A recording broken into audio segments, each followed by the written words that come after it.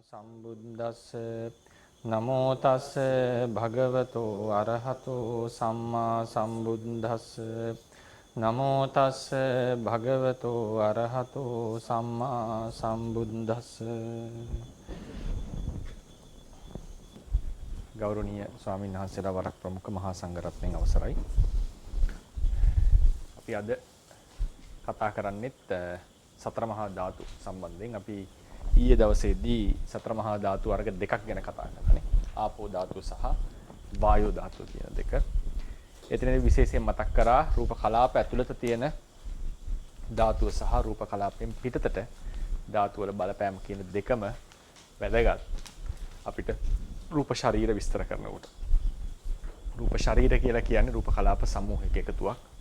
රූප ශරීරය එකත් සාමාන්‍යයෙන් රූප කලාපයක තියෙනා වගේ රූපවල ඒකත්වයක් කියන එකක් රූප ශරීරවලක් තියෙනවා. අපි ඒක අවසානයේදී කතා කරනවා. බොහෝ දුරට හෙට දවසේ තමයි මම රූප ශරීර සහ රූප సంతානවල තියෙන ඒකත්වය ගැන වෙනම කතා කරන්නේ. අද අපිට ඉතිරිලා තියෙනවා පඨවි සහ තේජෝ කියන ධාතු දෙක ඇතුලේ මේ දෙක තුල තියෙන ලක්ෂණ සහ අන්තර්කලාපීය ඒවායේ බලපෑම ගැන කතා කරන්නට. මුලින්ම අපෝ නැවත මතක් කරලා ගත්තොත් සතර මහා ධාතු කියලා කියන්නේ රූපීමය ලෝකය, ද්‍රව්‍යමය ලෝකය නිර්මාණය වෙච්ච ද්‍රව්‍යමය ලෝකයේ තියෙන මූලිකම ධාතු ටික, ස්වභාව ටික තමයි සතර මහා ධාතු. පඨවි, ආපෝ, තේජෝ, වායෝ. පඨවි කියන්නේ තද ගතියවත් කර්කශ ස්වභාවය, ආපෝ කියලා කියන්නේ ඇරෙන බැඳෙන ආබන්ධන ස්වභාවය, තේජෝ කියන්නේ සීතය හෝ උෂ්ණය, ඊට පස්සේ වායෝ කියලා කියන්නේ කුම්භවන තල්ලු කරන ස්වභාවය. ඒකෙදී රූප කලාප මේවා තියෙන්නේ සමූහ වශයෙන්. ඒවට කියනවා රූප කලාප කියලා. මිටි වශයෙන් තියෙන්නේ. ඒක තනියෙන් පවතින්න සමර්ථ නැහැ. ඔවුනෝන් එකිනෙකාට උපකාර කරමින් තමයි පවතින්නේ. කලාපයකට සීමාවක් තියෙනවා, පරිච්ඡේදයක් තියෙනවා. ඒ වගේම දැන් මේ කලාප සමූහ එකතු වෙලා තියෙන කොටත් ඊට කලින් අපි කිව්වා රූප කලාපය ඇතුලේ මේ සතර මහා ධාතු වල පැවැත්ම තද ගතිය කියලා කියන්නේ ඒක විනිවිද යන්න දෙන්න නැති බව. ඊට පස්සේ ආපෝ කියලා කියන්නේ ස්වභාවයේ තද ගතිය එතනට කැටි කරන ස්වභාවය. වායෝ කියලා කියන්නේ ඒක පුම්බවන ගතිය. ඒක ඒතකොට තමයි අවකාශයක හැසිරෙන්න පටන් ගන්නෙ. තේජෝ කියලා කියන්නේ ඒක පැසවන ස්වභාවය. ඒතකොට තමයි රූප කලාපේ ශක්තිමත් වෙන්නේ, හොඳට ධාතු ටික ක්‍රියාත්මක වෙන්නේ කියන්නේ. ඉතින් ඊට පස්සේ අපි දැන් කතා කරනවා මේ සතර මහා ධාතු රූප කලාපයෙන් පිටතටත් යම් බලපෑමක් ඇති කරනවා. රූප කලාපයෙන් පිටතටත් යම් බලපෑමක් සිද්ධ කරනවා. ඒක අපි කතා කරා ඊයේ දවසේදී ආපෝ ධාතුවේ බලපෑම විශේෂයෙන් කතා කරා. කලාප දෙකක් එකිනෙක ලං වෙලා තියෙනකොට වෙන් කරන්නට බැරි ඒ දෙක අතර තියෙන යම ආබන්ධන ගතියක් නිසා. ඊට පස්සේ තේජෝ ධාතුවේ බලපෑම අපි නිකන් සරලව කතා කරා. ඒක ආද අපි දීර්ඝව කතා කරමු. යම් තේජෝ අධික රූප කලාප ටිකක් යම් තවත් රූප කලාප වලට ලං වුණොත් ඒ දෙවෙනි රූප කලාප වල තේජෝ ප්‍රමාණය වැඩි වෙනවා කියලා. යම් වෙනස්කම් මේක ඇති වෙනවා. ඒක තමයි රුප්පණේ කියලා කෙට උදාහරණ දීලා තියෙන්නේ. ඒතකොට ඒකිනුත් ගම්ම වෙනවා එක කලාපයක තියෙන තේජෝ තම කලාපයෙන් බාහිරට බලපෑමක් ඇති කරනවා කියන එක. ඒක බුදුරජාණන් වහන්සේගේ රුප්පණේ සම්බන්ධ දේශනාවෙන් ඊටාම ප්‍රකටව පැහැදිලි වෙනවා. ඊට පස්සේ තියෙනවා වායෝ වලත් එම ගතියක්. රූප කලාපයක් චලනය වෙන රූප කලාපයක් තවත් රූප කලාපයක වැදුනම නැත්නම් රූප ශරීරයක් තවත් රූප ශරීරයක වැදුනම ඒ නිශ්චලව තිබ්බ රූප කලාපය හෝ ශරීරය යන්නට පටන් ගන්නවා. යනවා කියලා කියන්නේ වායෝ වල බලපෑමට ලක් වෙනවා කියන එක. ඒතකොට එක ධාතුවක තිබිච්ච පඨවි සහ වායෝ වල බලපෑමට ලක් වුණාම අනිත් කලාපේ වායෝ අධික වෙලා ඒ ගමන් කරන්නට පටන් ගන්නවා. ඉතින් අද අපි එන්නේ පඨවිය කියන මාතෘකාවට. පඨවිය කියලා කියන්නේ හෑන්ඩ් අවුට් එකේ නම්බර 4 පිටුව 4 නම්බර ඡේද වශයෙන් ගත්තම 22. පඨවිය කියලා කියන්නේ තද ගතිය, කර්කශ භාවය. ඒක පාට රූප කලාපයක් ඇතුළත ගත්තම රූප කලාපයේ තියෙන ඇත්තටම රූප කලාපයක තියෙන ද්‍රව්‍යමය ස්වභාවයට තියෙන මූලිකම දායකත්වය ලැබෙන්නේ පඨවිය. හැබැයි පඨවි විතරක් තනියම කරන්න බෑ කියන එක අපි කතා කරා. ඉතින් ඒක තුළ ඒ නිසා තමයි ඒ රූප කලාපයක් කරහා තව දෙයකට විනිවිද යන්නට බැරි. ඒ වගේම ඉතිරි ධාතු තුන සොකීය කෘත්‍යයන් සිද්ධ කරන්නේ මේ පඨවි ධාතුව මත. පඨවි ධාතුව කෙරෙහි මත කියනකොට නිකන් අර පුටුවක් උඩ බඩුවක් තියෙනා වගේ හැංගෙනවා වෙන්නට පුළුවන්. නමුත් මේ පඨවි ධාතුව කෙරෙහි තමයි ඒක සිද්ධ කරන්නේ. ඒක තමයි තේජෝ වලින් පැසවන්නේ පඨවිය ප්‍රධාන වශයෙන්. ආපෝ වලින් අල්ලගෙන ඉන්නේ පඨවිය. වායෝ වලින් පුම්බවන්නේ පඨවිය. එකෙන් කියවෙන්නේ නැහැ වායෝ වල බලපෑම ආපෝට තේජෝට නැහැ කියන එක. ප්‍රධාන වශයෙන් මෙයා කෙරෙහි තමයි ක්‍රියාත්මක වෙන්නේ. ඒ නිසා රූපීමය ලෝකයේ සතර මහා ධාතු වල තියෙන ප්‍රධානම රූපය ලෙස අපි සලකන්නේ පඨවිය.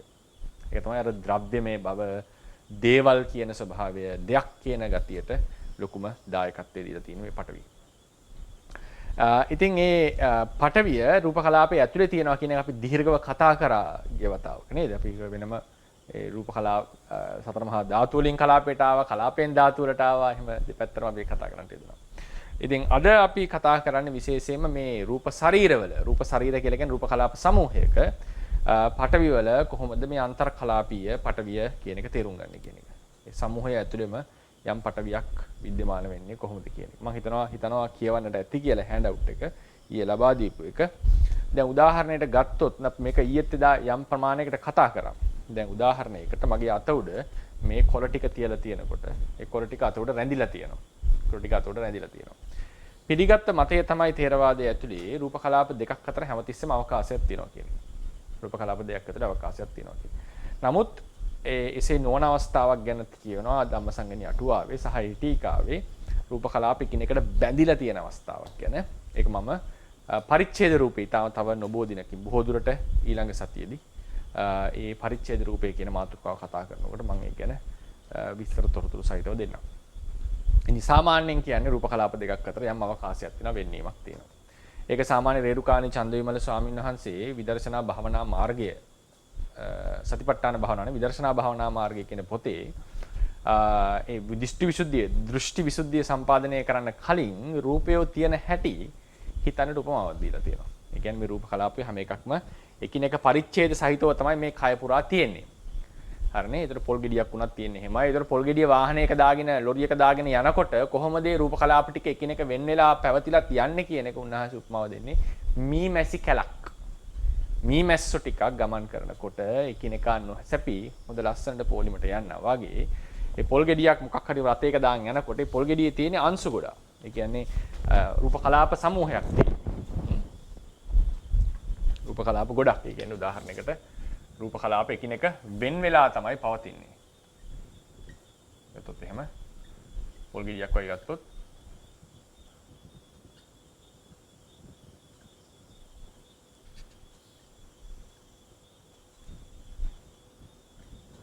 ඒක අපි එකක් ලෙස අපි හිතෙන් හදා ගන්නවා. හිතෙන් කියන්නේ ඒක පෙනී සිටිනවා. නමුත් ඒක යන්නේ මේ විදිහටමයි. එකිනෙක අතර පරතරයක් තියෙනවා කලාප අතර. කියන එක තමයි කියන්නේ. එතකොට මේ එකට තියෙන මේ එකක් ලෙස පෙනී සිටින දෙහි පවා ඒ වගේ පරතරයක් තියෙනවා නම් සියුම්ම අපි තව දෙයක් මත තැබුවොත් ඒ දෙක අතර අනිවාර්යෙන් පරතරයක් තිබෙන්නට සිද්ධ වෙනවා. ඒ නිසා අපි මේ පොල් ගෙඩිය උඩ තව මොනවා හරි අපි හිතමුකෝ කුඩා දෙයක් තිබ්බගේ ලොකු දෙයක් තියන්න බෑනේ පොල් ගෙඩියක. කුඩා දෙයක් අපි තියලා තිබ්බොත් ඒක පවතින. ඒක රූප කලාප රතු පාටෙන් ඇන්දොත් ඒක පවතින්නේ තවත් පරතරයක් සහිතවයි. පරතරයක් සහිතවයි. එතකොට අපිට අහන්න පුළුවන් ප්‍රශ්නයද සාමාන්‍යයෙන් රූප කලාපයක් අවකාශයේ තිබුත් ඒක වැටෙන්න එපේ. ඔක්තේ සාමාන්‍ය තරකයේද මේක වැටෙන්න එපේ. නේද? ඒක නිකන් අහසේ පාවි තියන්නේ නැහනේ. සාමාන්‍ය මේ ගුරුත්වයට හුනම් වැටෙනවා ඒක. මේ වායුවක් වගේ එකක් නම් උඩ යන්න පුළුවන්. නමුත් සාමාන්‍ය එකක් આવොත් වැටෙන්න ඕනේ බර එකක් આવොත්. එතකොට මේ උදාහරණයක් ගත්තොත් මෙතන ඇයි මේකට ටච් නොවුනේ?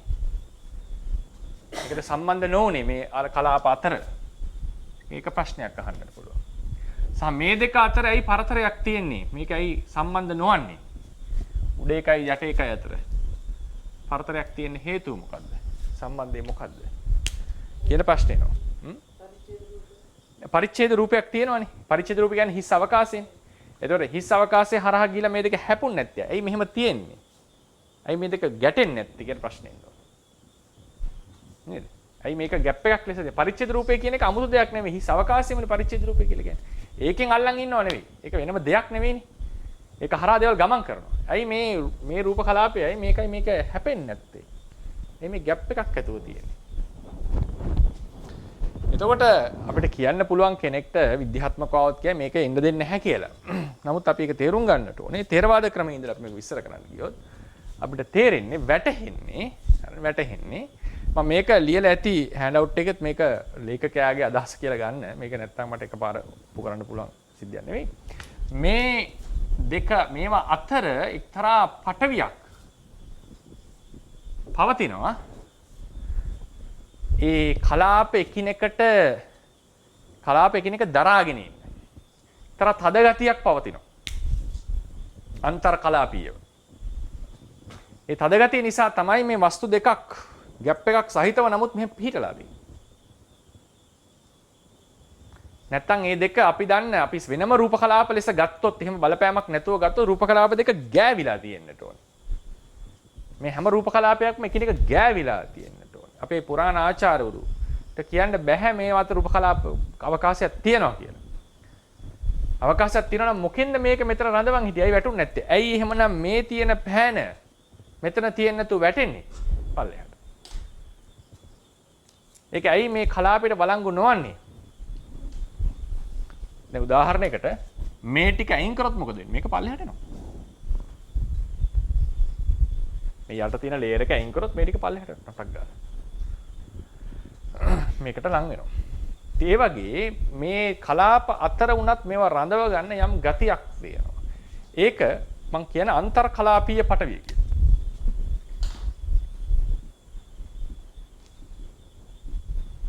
අන්තර් කලාපීය පටවිය. ඒ පටවිය ඒ කියන්නේ මේ කලාප සමූහයක් එකට පවතිනකොට ඒ අන්තර් සම්බන්ධයේ උඩ ඇති වෙන පවතින ගතියක්. දැන් අපි ඉගෙන ගත්තා මේ කලාප දෙකක් එකිනෙක වෙන් කරන්නට බෑ. ඒ වෙන් කරන්නට බෑ කියන එක ප්‍රායෝගිකයි. ඒක අපි ආචාර්යවරු පිළිගන්න දෙයක්. උදාහරණයකට අපි දැන් ওই විදර්ශනාහෙන් වඩනකොට සමහර ක්‍රමවලදී දැන් වායෝ ධාතුවෙන් මේක පිම්බෙනවා නම් බඩ කියන එක අදහස.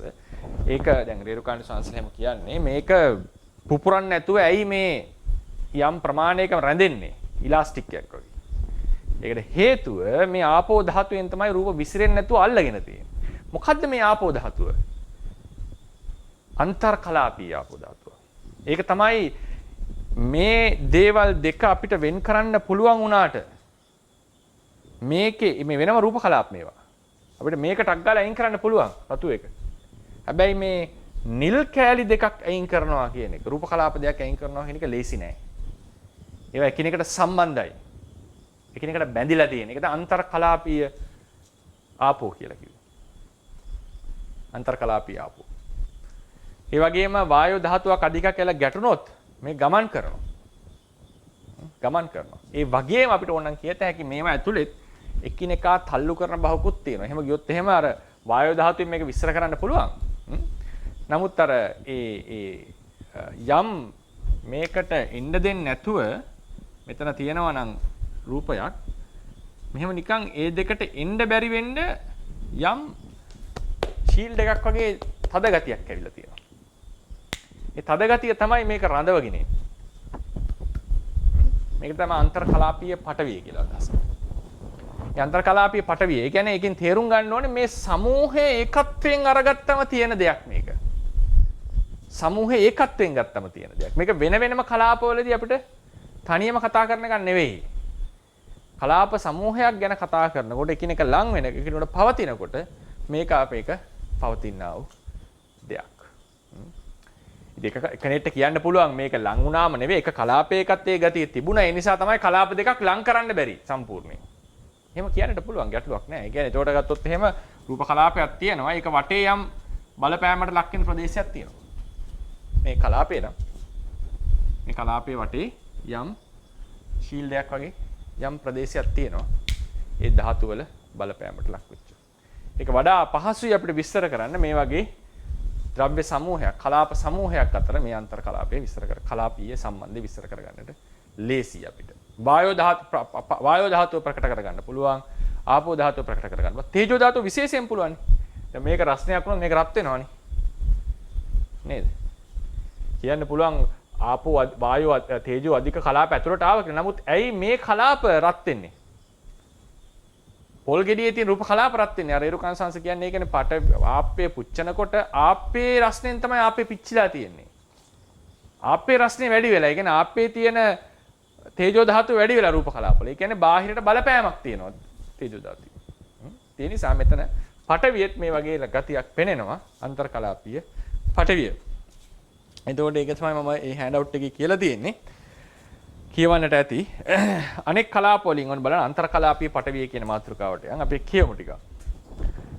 අනෙක් කලාප වලින් සෑදුණු ශරීරයක් මත ඒට දැරිය හැකි බරකින් යුතු තවත් ද්‍රව්‍යයක් ලැබුව විට දෙවෙනි ද්‍රව්‍ය පළමු ද්‍රව්‍ය මත පිහිටා සිටි. මේ සිදුවන්නේ පළමු ශරීරයේ ඇති පටවි ධාතුව නිසා. අපි කියනවානේ මේකේ පටවිය තමයි මේ රඳාගෙන ඉන්නේ කියලා අපි සාමාන්‍යයෙන් කියන විවහාරයට. මේවා පටවිය කවරක්ද යන්න තේරුම් ගත යුතුය. තේරවාදයට අනුව සාමාන්‍යයෙන් රූප කලාප දෙකක් අතර පරතරයක් පවතී. එම පරතරය ආකාශ ධාතුව නම් වේ. සාමාන්‍යයෙන් වස්තුවක් මත තවත් වස්තුවක් පවතින කල්හිද එම වස්තු දෙක ඊට තුනී වූ අවකාශ ධාතුවකින් වෙන් වී පවතී. එබැවින් එම වස්තු දෙක අතරට සියුම් රූප කලාප වලට ඇතුළු විය හැක. මේක අස්සර වතුර එන්න පුළුවන්. සියුම් රූප කලාප එන්න පුළුවන් මේ දෙක අතරට. ඒ ગેප් එකක් තියෙන හින්දා එන්න පුළුවන්. ඝන වස්තු දෙකක් අතර ද්‍රව්‍යයට ප්‍රවිෂ්ඨ වීමට හැකිවන්නේ එම නිසායි. මේ දෙක අතරට වතුරකට එන්න පුළුවන් වන්නේ ඒ නිසායි. එසේ වස්තු දෙක අවකාශයකින් මෙන් වී ඇති කල්හි දෙවන වස්තුව පළමු වස්තුව මත පවතින්නේ යයිද පළමු වස්තුවේ පටවිය දෙවන වස්තුව දරා සිටින්නේ යයිද පවසන්නේ ඇයි? එයට හේතුව පළමු වස්තුවේ රූප කලාප අතර පවතින යම් අන්තර් සම්බන්ධයක් නිසා රූප කලාප අතර ඇතිවන දෙවන වස්තුවට පළමු වස්තුව මත පිහිටා සිටීමට හේතු වන යම් තද ගතියකි. මෙම තද ගතිය රූප කලාප ඇතුළත පවතින තද ගතියක් නොවන බවක් දන්නට ඕන. රූප කලාප සමූහයක් ඒකත්වයෙන් ක්‍රියා කරන පිට පවතින තද ගතියකි. මම මේකට ෆුට් නෝට් එක දාලා තියෙනවා. මේක මගේ පෞද්ගලික විස්තර කරගන්න ක්‍රමයක්. මේව තද ගතිය නිසා දෙවෙනි ද්‍රව්‍යයට පළමු ද්‍රව්‍යය හරහා යා නොහැක. ඒ නිසා තමයි මේක අස්සට එන්න බැරි. මේක හරහා යන්න බෑ.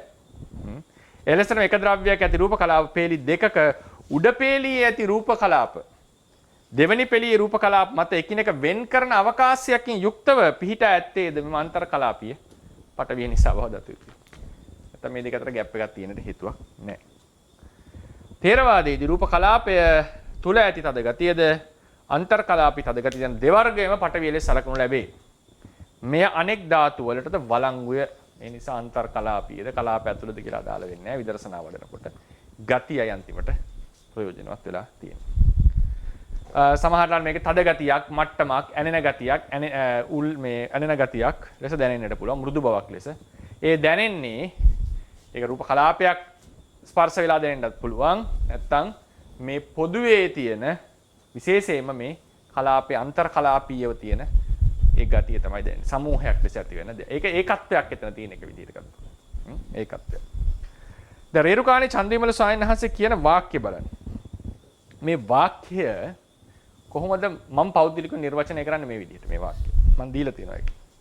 පඨවි ධාතුව පෘථිවි ධාතුව කියලා සිංහලෙන් කියන්නේ. පෘථිවි ධාතුව කර්කශ ලෙස තද ලෙස දැනෙන්නේ රූප කලාප ඝනව පිහිටි කල්හිය. රූප කලාප සමූහයක් එකට පිහිටනකොට ඔන්න තද ලෙස දැනෙනවා. සමූහයක්. රූප කලාප ඝන නොවු ආකාශ වායු අධික වූද තැන්වලදී ඒ කියන්නේ වායෝ ධාතුව අධික කලාපක් තියෙනවා. ආකාශ ධාතුවත් වැඩිපුර තියෙනවා. එවන් වූ තැන්වලදී ඒ කර්කශ භව මෘදු භවක් ලෙස දැනෙන්නේ. දැන් මොකද්ද මේ කියන්නේ? මෘදු භව කියන එකට වෙලා තියෙන්නේ පඨවියේ විතරක්ද දායකත්වය වෙලා තියෙන්නේ? ආකාශ වායු අධික තැන්වලදී. ඒ කියන්නේ මොකද්ද මේ? අපිට දැනෙන තද ගතිය අපි ආදිලකොට දැනෙන තද ගතිය පඨවිය මේ කලාපයක් ඇතුළත කතා කරන මේ සමූහ ධර්ම සමූහයක වායෝ අධික ආකාශ අධික ඒ ධර්ම සමූහයම අපිට දැනෙන ගතියක් මේ කියන්නේ. දැනෙන ගතියක්. ඒ නිසා මේක මේ කලාප සමූහයක් එකතු වෙච්ච තැන තියෙන ගතියක් ගැන මේ කතා කරන්නේ. නැත්තම් මෙහෙම කියන්න බෑ. නැත්තම් කියන්නේ කෙලින්ම තද ගතිය අඩුයි. නැත්තම් ඒ කලාපේම තද වායු ගතිය වැඩි. කලාපයක වායු ගතිය වැඩි වුණොත් එහෙම ඒක වෙන ප්‍රශ්නයක් වෙනවා එතන. ගොඩාක් වැඩි වුණොත් එහෙම. ඒ නිසා මේ වායු ආකාශ ධාතුව අධික වායුත් අධික ද්‍රව්‍යවල තද ගතිය දැනෙන්නේ මෘදු සුමට දෙයක් ලෙස. පෘථිවි ධාතුව තද වූද රළ වූද දෙයක් ලෙසද ලදරු ශරීරයේදී මොලොක් වූ සිනිඳු වූ දෙයක් ලෙස දැනෙන්නේ. එබැවින් තද මොලොක් බව යන දෙකම පෘථිවි ධාතුවයයි කියනු ලැබේ. රූප කලාප ඝනව ඇති ලෝහයේ හා ගලෙහි බරක් ලෙස දැනෙන්නේ. ආකාශ බහුල වූ පුළුම් පිටෙහි එය ලැහැල්ලු බවක් ලෙස දැනෙන්නේ. එබැවින් බරහා ලැහැල්ලු සැහැල්ලු බවද පෘථිවි ධාතුව බවම දත යුතුය. ඉහත සටහනින්ද ගම්‍ය වනුයේ යම් ශරීරයන් ස්පර්ශ කරන කල්හි දැනෙන තද ගති ආදී වෙනස අනිත් ධාතුන්ගේ බලපෑම් මත වෙනස් වන බවයි. එනම් අනෙක් කලාපවල ඇති වායෝ සහ කලාප අතර ඇති අවකාශ ආදී නිසා පඨවි ධාතුව වෙනස් ක්‍රම වලින් කයට දැනෙන්නේය. මේ හැම එකකින්ම ගම්ම්‍ය වෙන්නේ අදහස් කරන්නට ඕනේ. මේ ද්‍රව්‍ය ඒකත්වය කලාප සමූහයක ඒකත්වය කියන එකත් වැදගත් කතාවක් අපිට. මේක ඉග්නෝ කරන්නට බෑ අපිට. මේක අමතක කරලා ගමන යන්නට බෑ රූපේ විස්තර කරනකොට. කලාප සමූහයේ ඒකත්වය කියන එක වැදගත්. ඒක අවශ්‍යයි අපිට හරියට ගැඹුරට මේ කතාව තේරුම් ගන්නට ඕන.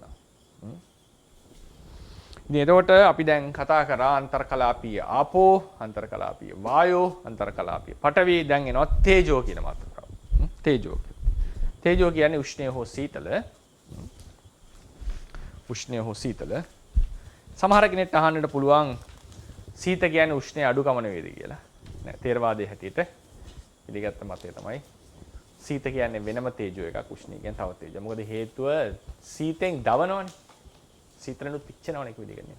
කොතනින් පට්ටද සීත තේජෝ උෂ්ණ තේජෝ කියලා තීරණය කරන්න සෙල්සියස් කීයෙන්ද කියලා කියන්න තේරෙන්නේ නැහැ මට. සාපේක්ෂ බවකුත් තියෙනවා. සාපේක්ෂ බවකුත් තියෙනවා යම් ප්‍රමාණයකට.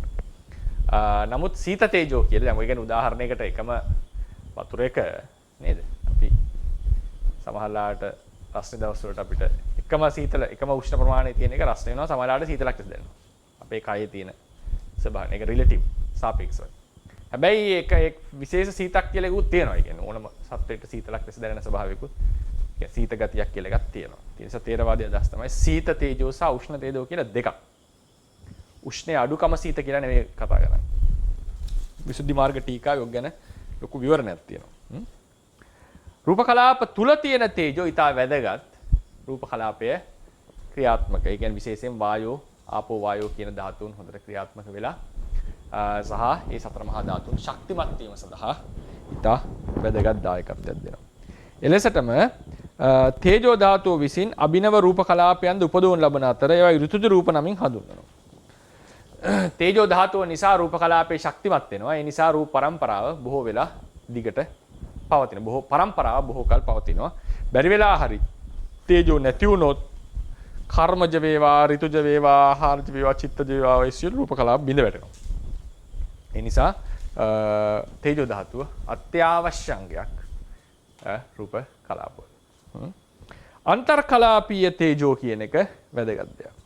අන්තර්කලාපීය තේජෝ. අන්තර්කලාපීය තේජෝ කියලා කියන්නේ එක රූපයක තියෙන තේජෝ අනිත් රූපයට බලපානවා. ඒක පැහැදිලි හොඳටම. බුදුරජාණන් වහන්සේ රුප්පනේ විස්තර කරපු තැන කේන රුප්පති කියලා කියන්නේ සීතේන පිරුප්පති, උන්නේන පිරුප්පති, දංස මකස වාතා තපසිරින් සප සම්පස්සේන පිරුප්පති. jigacchāya puruppati, pipāsāya puruppati කියලා කියන ලස්සන කතාවක්. ඒතර මේකෙන් කියවෙන්නේ මොකද්ද? ගිනි දැල් අතරට ගියොත් එහෙම අපි අපේ ශරීරයේ විකෘති වෙනවා. අපේ ශරීරයේ වෙනසක් හට ගන්නවා. මේ වෙනස හටගන්නේ ගිනි දැල් වල රස්නේ නිසා අපේ ශරීරයේ උෂ්ණය වැඩි වෙනවා. අපේ ශරීරයේ තියෙන ප්‍රධාන රූප වල උෂ්ණය වැඩි වෙනවා. තේජෝ ගතිය වැඩි වෙනවා. ඊට පස්සේ ඒකේ ලොකු විකෘතියක් සිද්ධ වෙනවා.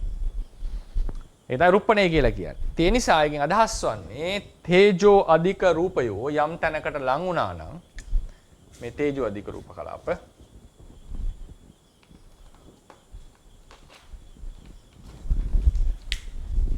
ලං වුණොත් එහෙම වෙන දෙයක් අධික රූප කලාප වලට ලං වුණාම මේකට ලොකු බලපෑමක් සිද්ධ වෙනවා. මේ දෙවෙනි රූපේට බලපෑමක් සිද්ධ වෙනවා. sorry. ඒ බලපෑම නිසා මොකද වෙන්නේ? මේ රූපයෝ පස්සේ හටගම මේ කට්ටිය ඉපදිලා බින්දෙනවා සාමාන්‍යයෙන්. පොඩක් මේක ඉපදිලා බින්දෙනවා. මේ පස්සේ හටගන්න රූපයෝ ටිකක් වෙනස්ව හට ගන්නවා. විකෘති. ඇයි ඒක උනේ? මේකේ තේජෝ වල බලපෑම. තේජෝ අධික රූප කලාප. මේ තේජෝ විතරක් නෙමෙයි කලාපේ. ඒකේ බලපෑම මේකට ආව නිසා. ඒක බුදුරජාණන් වහන්සේගේ දේශනාවෙම ඊටාම ප්‍රකටයි. මේක. අපි ඒක රූපණය කියන මාතෘකාව ආවම කතා කරමු. මොකද්ද මේ කියන්නේ කියලා.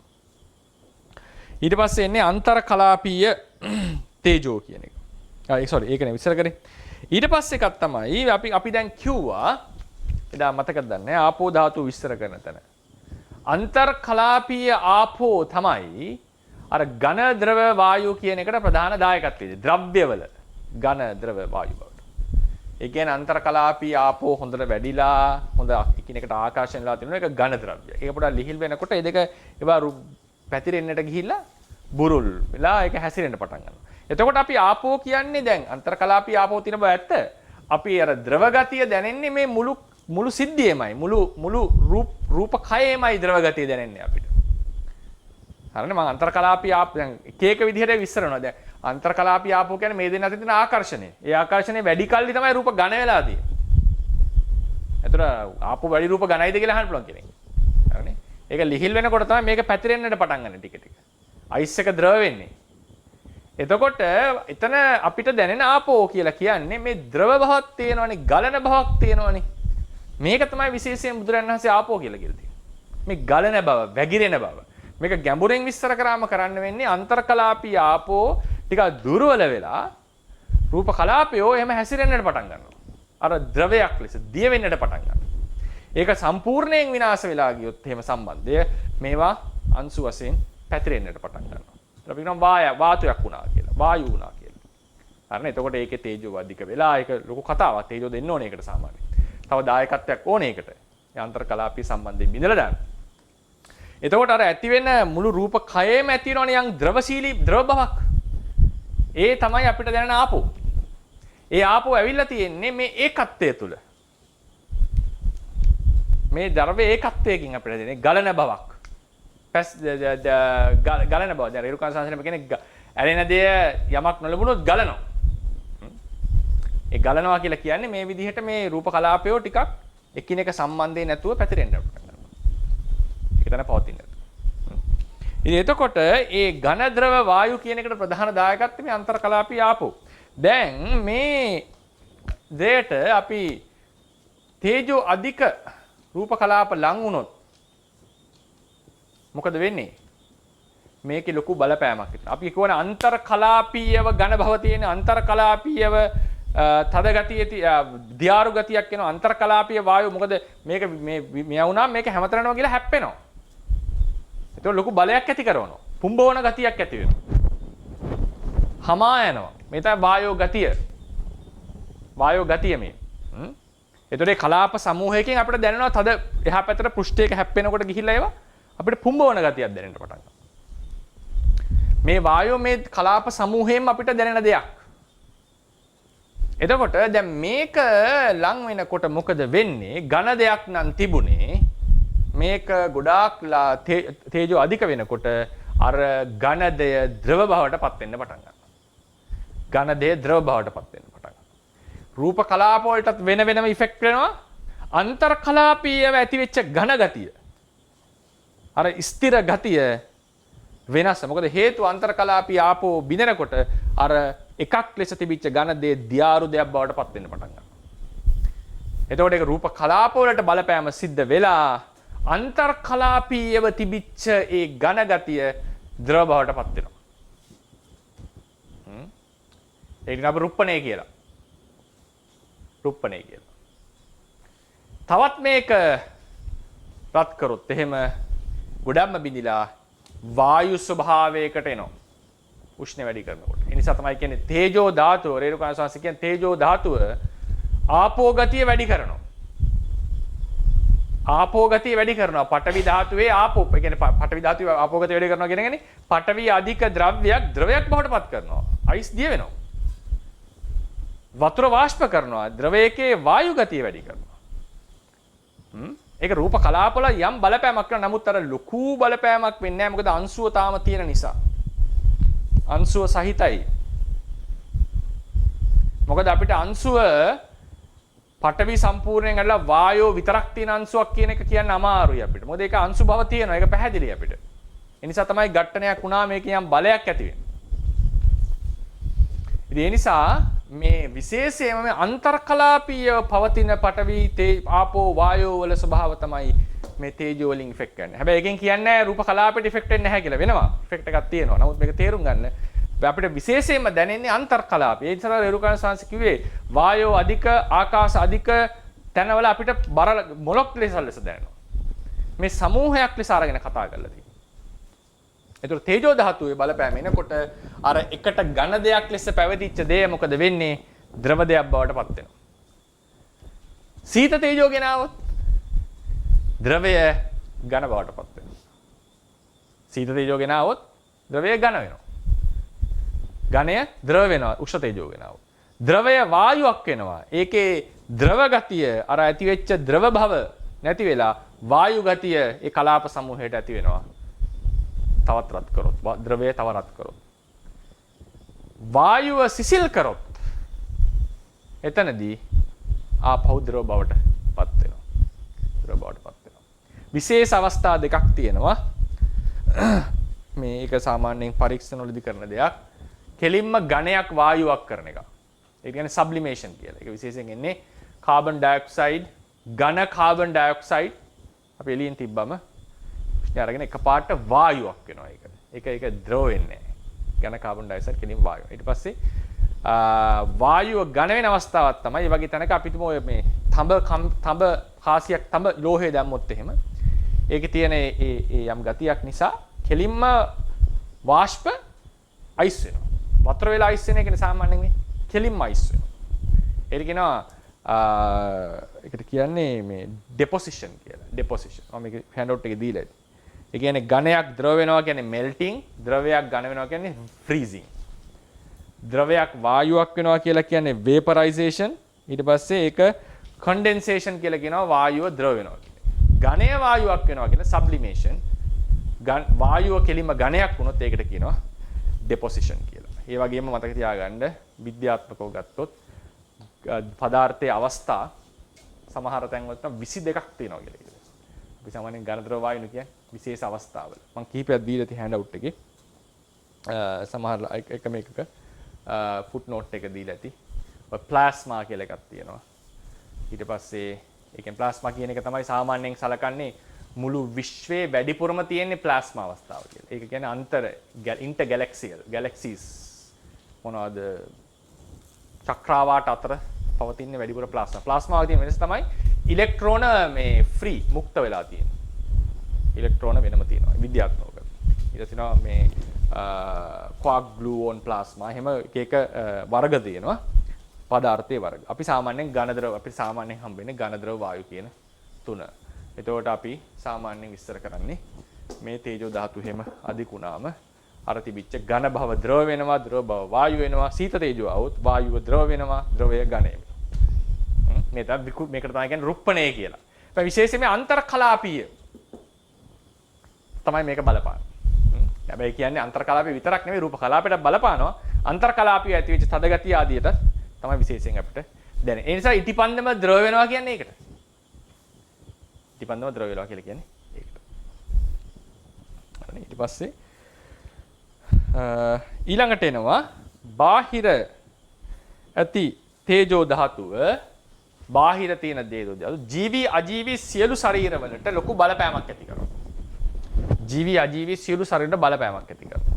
ඒ බලපෑමට ලක් වෙන නිසා ඒ අපේ ශරීර බාහිර සජීවී හෝ අජීවී ශරීර ඒ බාහිර ඍතුවේ බලපෑමට ලක් වෙන ශරීරවලට කියන නම තමයි උතුප්පච්චය. මම දීලා තියෙන එක. උතුප්පච්චය කියලා කියනවා. උතුප්පච්චය කියලා කියන්නේ මම මේවා විස්තර කරනවා ඍතුජ රූප කතා කරනකොට ඒවා හැම එකක්ම විස්තර වෙනවා කියන එක. මොකද උතුප්පච්චය කියනකොට අර්ථ ගොඩක් තියෙනවා. එතන උතුප්පච්චය කියන එක අර්ථයක් තමයි බාහිර තේජෝ ධාතුවේ බලපෑමට ලක් වෙන සජීවී වේවා අජීවී වේවා දේවල් වලට කියනවා උතුප්පච්චය කියලා. උතුප්පච්චය. යම් හේකින් බාහිර තියෙන තේජෝ මේ සජීවී වේවා අජීවී වේවා වස්තුවට ගැළපෙන මට්ටමින් තිබුණොත් වස්තුවේ රූප කලාප පරම්පරාව බොහෝ කල චිරකල් පවතිනවා. බොහෝ කල් පවතිනවා. හැබැයි ඒක වස්තුවට අහිතකර මට්ටමකට ආවොත් නැත්නම් මෙතන හිතන්න එක පාට මහා සෙල්සියස් 1000 විතර ගින්නක් આવත් අපි ඔක්කොම ටික පිච්චිලා යනවනේ. නේද? ඒක දරන්නට බෑ. ඒතකොට ඒ බාහිර දැන් හිතමු ගොඩාක් ඉර හැම ලං වෙලා එක පාට ශරීර උෂ්ණත්වයේ මේ පරිසර උෂ්ණත්වයේ වැඩිනොත් මිනිස්සු මැරෙනවා. එතකොට ඒ රූප කලාප විකෘතියටපත් වෙනවා. ඒ කියන්නේ දරන්න බැරි මට්ටමකට එනවා. ඒ කියන්නේ ඒක ගොඩාක් සීත කාලවලදී ගොඩාක් උෂ්ණ කාලවලදී සමහර අයට වෙන්නට පුළුවන්. ඉතින් විශේෂයෙන් ගින්නක් වගේ තැනකට ගියොත් අපි ගොඩාක් ලොකු ෆ්‍රීසර් එකක් අස්සට ගිහිලා හිටියොත් ඒ වගේ ලාවක වෙන්නට පුළුවන්. ඒ නිසා ඒ බාහිර බල ඍතුවේ තියෙන බාහිර තියෙන රූපවල තියෙන තේජෝ ධාතුවේ බලපෑමට ලක් වෙච්ච ඒවට කියන උතුප්පච්චය කියලා. ඒ උතුප්පච්චය වෙච්ච රූපයෝ ඒ තේජෝ සපෝටිව් නා. ඒ කියන්නේ උපකාරක නම් හොඳ මට්ටමේ තියෙනවා නම් බොහෝ කල මේ රූප කලාපයට රූප ටිකට චිරකල් පවතින්නට පුළුවන්. ඒක ඇඩ්වර්ස් නම් ඒ කියන්නේ මොනවද අහිතකර මට්ටමෙන් නම් පවතින්නේ. එතකොට මේක වැඩි කල රූප පරම්පරාව පවතින්නේ නැහැ. ඒකත් අපි දැනගන්න ඕනේ. ඒ නිසා ඒ වගේ විනාශයකදී වෙන්නේ මොකද්ද? මේ ඡේදයේ අවසානයේ බලන්න. සැබවින්ම අවසානම වාක්‍ය පිටුව 6. සැබවින්ම මෙවන් විනාශයකදී සිදුවන්නේ බාහිර තේජෝ වල බලපෑමට ලක්වන රූප ශරීරයේ ඇති තේජෝ ධාතුව වෙනස් වීමෙනි. විනාශයක් සිදුවන්නේ ඒ වගේ ඒක වාක්‍ය වැරදි විනාශයකදී විනාශයක් සිදුවන්නේ කියලා එන්නට ඕනේ. විනාශයක් සිදුවන්නේ බාහිර තේජෝ නිසා අභ්‍යන්තර තේජෝ වලට බලපෑම ඇති වෙනවා. ඊට පස්සේ ඊයේත් ප්‍රශ්නයක් ඇහුවා කොහොමද මේ ශරීර බිඳෙන දිරන ශක්තිමත් වෙන්නේ. ඒකෙදි මතක තියාගන්න තරුණ කාලයේදී සත්ව ශරීර සහ ශාක ශරීරවල විශේෂයෙන්ම කියනවා. සත්ව ශරීර සහ ශාක ශරීරවල රූප පරම්පරාව ශක්තිමත් වෙනවා. රූප පරම්පරාව ශක්තිමත් වෙනවා තේජෝ ධාතුව නිසා. කාලයක් ගිහලා ඒ තේජෝ වලින්ම නැවත දැව්වම එන්න දුර්වල වෙනවා. ඒක ජීරාපන තේජෝ කියලා කියන්නේ. ජීරාපන තේජෝ. අර ආප්පේ උපමා අපි ගමුකෝ. ආප්පේ වතුර දාලා පිටි දාලා තියෙනකොට රත් කරනකොට එන්න ශක්තිමත් වෙනවා. තවත් දිගටම රත් කරොත් මේක දරන්න බැරුව පිච්චිලා අඟුරු වෙලා විනාශ වෙලා යනවා. ඒ වගේ අපේ රූප ශරීරයේ තියෙන රූපයොත් මුල් කාලයේදී මේ ජීරාපන තේජෝ වලින් දවලා ඒකෙන් තුඩ ශක්තිමත් වීමක් සිද්ධ වෙනවා. ඒ කියන්නේ රූප සංතතිය පස්සේ පහළ වෙන රූපය ශක්තිමත්ව පහළ වෙන නිසා තමයි තරුණ කාලේ වැඩෙන්නේ. ගහකත් එහෙමනේ. ගහකත් එහෙමනේ එන්න ශක්තිමත් වෙනවා. හැබැයි යම් ප්‍රමාණයක් ගියාට පස්සේ යන්න ඒ තේජෝ වලින්ම දැවෙනකොට too much දැවිලා වැඩි අන්න දුර්වල වෙන්නට පටන් ගන්නවා. ශාකත් එහෙමයි. ශාක සහ සත්ත්ව ශරීරවල මේක විශේෂයෙන්ම තියෙනවා. දැන් මේසේ වගේ එකක් ගත්තොත් ඒක ශාක ශරීරයෙන් හැදිච්ච දෙයක්. ඒ නිසා තමයි මේක විශේෂයෙන්.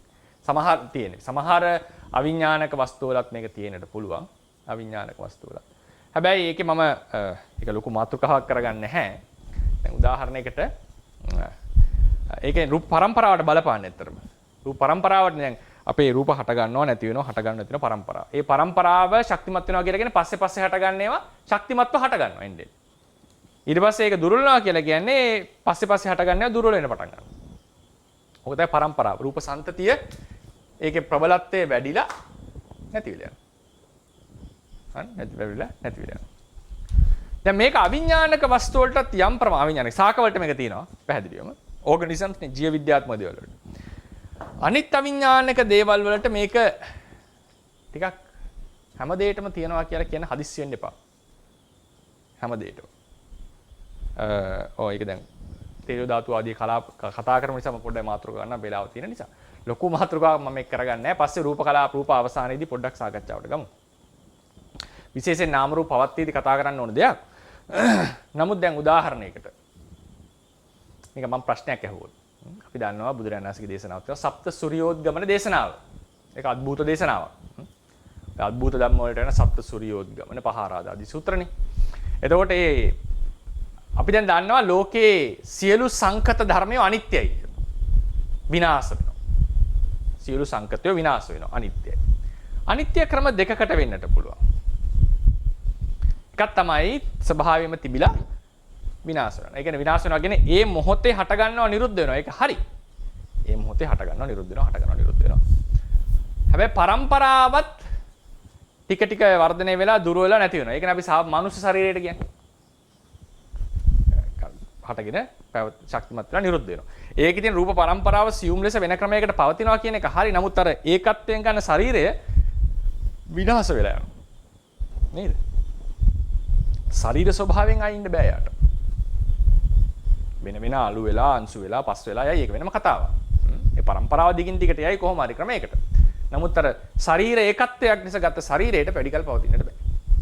ඒ පරම්පරාවට. ශාකවලත් එහෙමනේ. ශාකවලත් එහෙමයි. දැන් සප්ත සූර්යෝ දැන් එතකොට මම එනවා. එතකොට දැන් ස්වභාවයෙන්ම ඉපදිලා බිඳිනවා කියලා එකක් තියෙනවා. පරම්පරාව. ඒ මොහොතේ හැමතිස්සෙම ඉපදෙනවා බිඳිනවා. ඒක බුදුදහමේ තේරවාදයේ හැටියට කතා දෙකක් නැහැ. හැම සංකතයක්ම එහෙමයි. දැන් පරම්පරාවේ වර්ධනයක් සහ විනාශයක් කියලා එකක් තියෙනවා. දැන් ඊළඟ අනිත්‍ය තමයි. දැන් මොකද හිතන්නේ? මෙතනට බෝම්බයක් ගැහුවොත් එහෙම අපි ඔක්කොම ශරීරය ටික කුඩු වෙනවා. මේක අනිත්‍ය නෙවෙයිද? මේකත් අනිත්‍යයි. මේකත් අනිත්‍යයි. ස්වභාවයෙන්ම පරම්පරාව විනාශ වෙන එකත් අනිත්‍ය ලක්ෂණ. මොමන්ටරි සනක විනාශ වෙන එකත් අනිත්‍ය ලක්ෂණ. පරම්පරාව විනාශ වෙන එකත් අනිත්‍ය ලක්ෂණ. මොනවා හරි බාහිර බලපෑමක් නිසා විනාශ වීමත් අනිත්‍ය ලක්ෂණයි. විනාශ කරන්න පුළුවන්, විනාශ වෙනවා. දැන් බුදුරජාණන් වහන්සේ සප්ත සූර්යෝද්ගමන සූත්‍රයේදී අනිත්‍ය වේශනා කරේ සූර්යෝ හතකගේ බලපෑම නිසා පෘථිවි ධාතුව විනාශ වෙනවා කියන එක. පෘථිවි ධාතුව විනාශ වෙනවා කියන එක. මේ දෙකම අනිත්‍යයි. මේ මොන ක්‍රමයෙන් විනාශ වුණත් අනිත්‍යයි. මම නිකන් ප්‍රශ්නයක් අහුවා. සූර්යෝ 7 දෙනා පෑවුවේ නැහැ කියලා හිතන්නකො. බුදුදහමේ හැටියට තේරවාද බුදුදහම තවත් විනාශ කරනවා. තේරවාද බුදුදහමේ හැටියට සූර්යෝ 7 දෙනා පෑවුවේ නැත්තම් මහා පෘථිවිය ඉබේ විනාශ වෙයිද?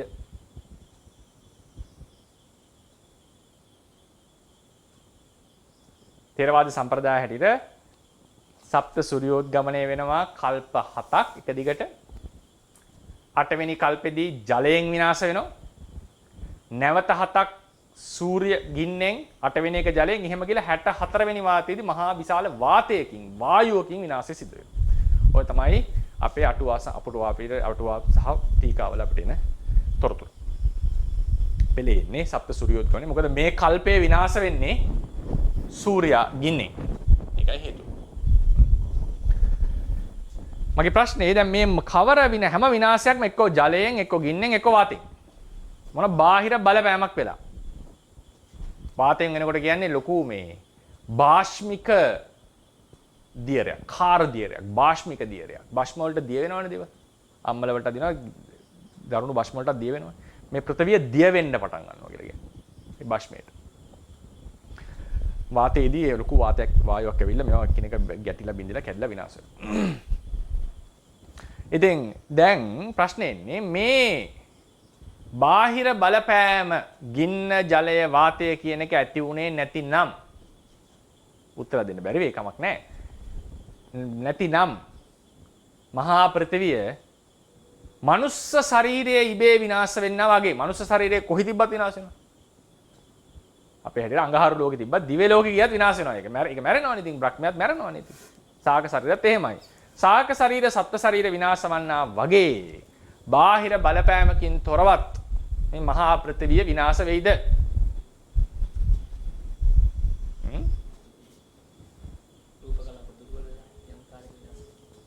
රූප කලාප වල පැවැත්ම බොහෝ කල් පැවතිලා දුර වෙලා විනාශ වෙනවා කියලා කෙනෙක්ට කියන්න පුළුවන්. සමහර කෙනෙකුට නෑ. ඒක අවශ්‍යතාවයේ විනාශ වෙන්නෙම ගින්නෙන්. ගින්නක් ඕනෙම විනාශ වෙන්නේ. ජලයක් ඕනෙමයි, වාතයක් ඕනෙමයි. එතකොට සාහනහස මේක නිත්‍යවාදයක් වෙන්න පුළුවන් කියලා කෙනෙක් ප්‍රශ්නයක් අහන්න පුළුවන්. හැමදාම තියෙන එකක් වෙනවද පෘථිවියේ එහෙම බාලයක් ආව නැත්තම්? ථේරවාදයේ හැටියට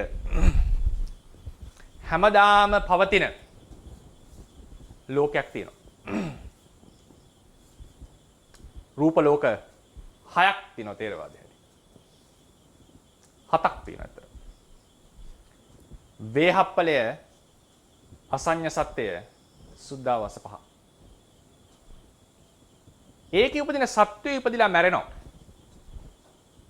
මොකද අපි කියන්නේ ථේරවාදයේ හැටියට ගින්නෙන් විනාශ වෙනකොට මහා පෘථිවිය, දිව්‍ය ලෝක 6, පළවෙනි බ්‍රහ්ම ලෝක 3 විනාශ වෙයි.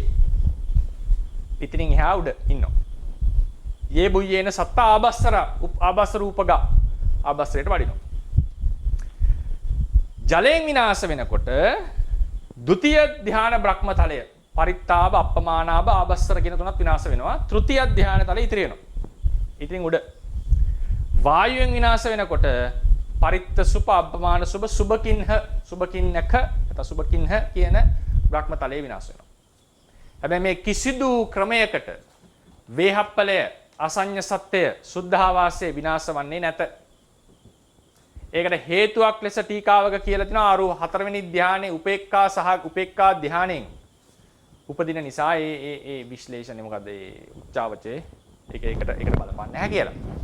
අතනේ ධ්‍යානෙ උපදිනවා කියලා කියන්නේ ඒකෙන් උපදින තලයක් නිසා. මහා කල්ප 500ක් එකට ජීවත් වෙනවා. නැත්නම් මහා කල්ප 500ක් ඉන්න බෑ. මොකද අනිවාර්යෙන් ඒ කියන්නේ 64කින් එනවා වාතයෙන් එන විනාශය. මේක untouched කවදාවත් විනාශ වෙලා නැහැ මේ ක්‍රමයේ හැටියට. ආරම්භයක් නැති අවකාශනයක් නැති තල ටිකක් තියෙනවා. මොකද්ද මේ තල කියන එකේ තේරුම? බ්‍රහ්ම ලෝකයේ කියලා කියනකොට බ්‍රහ්ම ලෝකයේ භූමියක් තියෙනවා.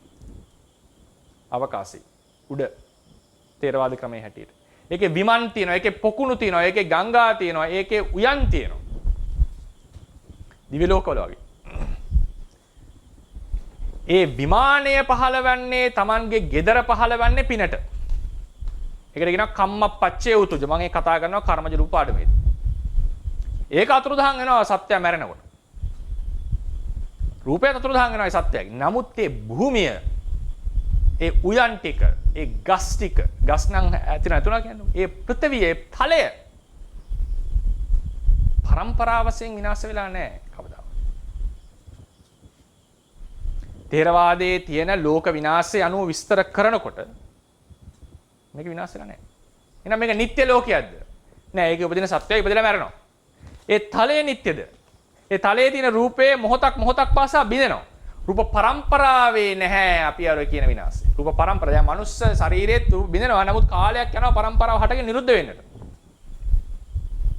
ඒ පරම්පරා විනාශය සත්ව ශාක ශරීරවල දකින්න පරම්පරා විනාශය වේහප්පලේ අසඤ්ඤ සත්‍යේ සුද්ධාවාසී ඒ භූමියවල භෞතික භූමියේ තිබිය නොහැක තේරවාද විවරණයේ හැටියට. එහෙමනම් මේ තර්කයෙන් කෙනෙක්ට නිකන් අර ප්‍රශ්නෙට આવුත් කියන්න පුළුවන්. නෑ ස්වාමීනි පෘථිවිය විනාශ වෙන්නේ අර දෙක આવුත් විතරයි. මොකද අර වගේ තල තියනවා වගේ. මම කියන්න අදහස් කරේ සත්ත්ව ශරීර ඒක මම උත්තර දුන්නා නෙවෙයි. උත්තර දුන්නා නෙවෙයි විනාශ වෙනවද නැද්ද කියලා මේ විදිහට බලන්නට පුළුවන් කියන එක මම කියන්නේ. ඉතින් සත්ත්ව ශරීර ශාක ශරීරවල තියෙන ජීරාපන තේජෝ ධාතුව නිසා ශාක ශරීරවල කර්මජ රූපයෙන් නෙවෙයි ඒක වෙන්නේ. ඒක ඍතුජ තේජෝ වෙන්නට ඕනේ. මොකද ශාක ශරීර කර්මය නිසා හටගන්න එකක් නෙවෙයි. නමුත් ඒකේ ඔය දිනන බව තියෙනවා.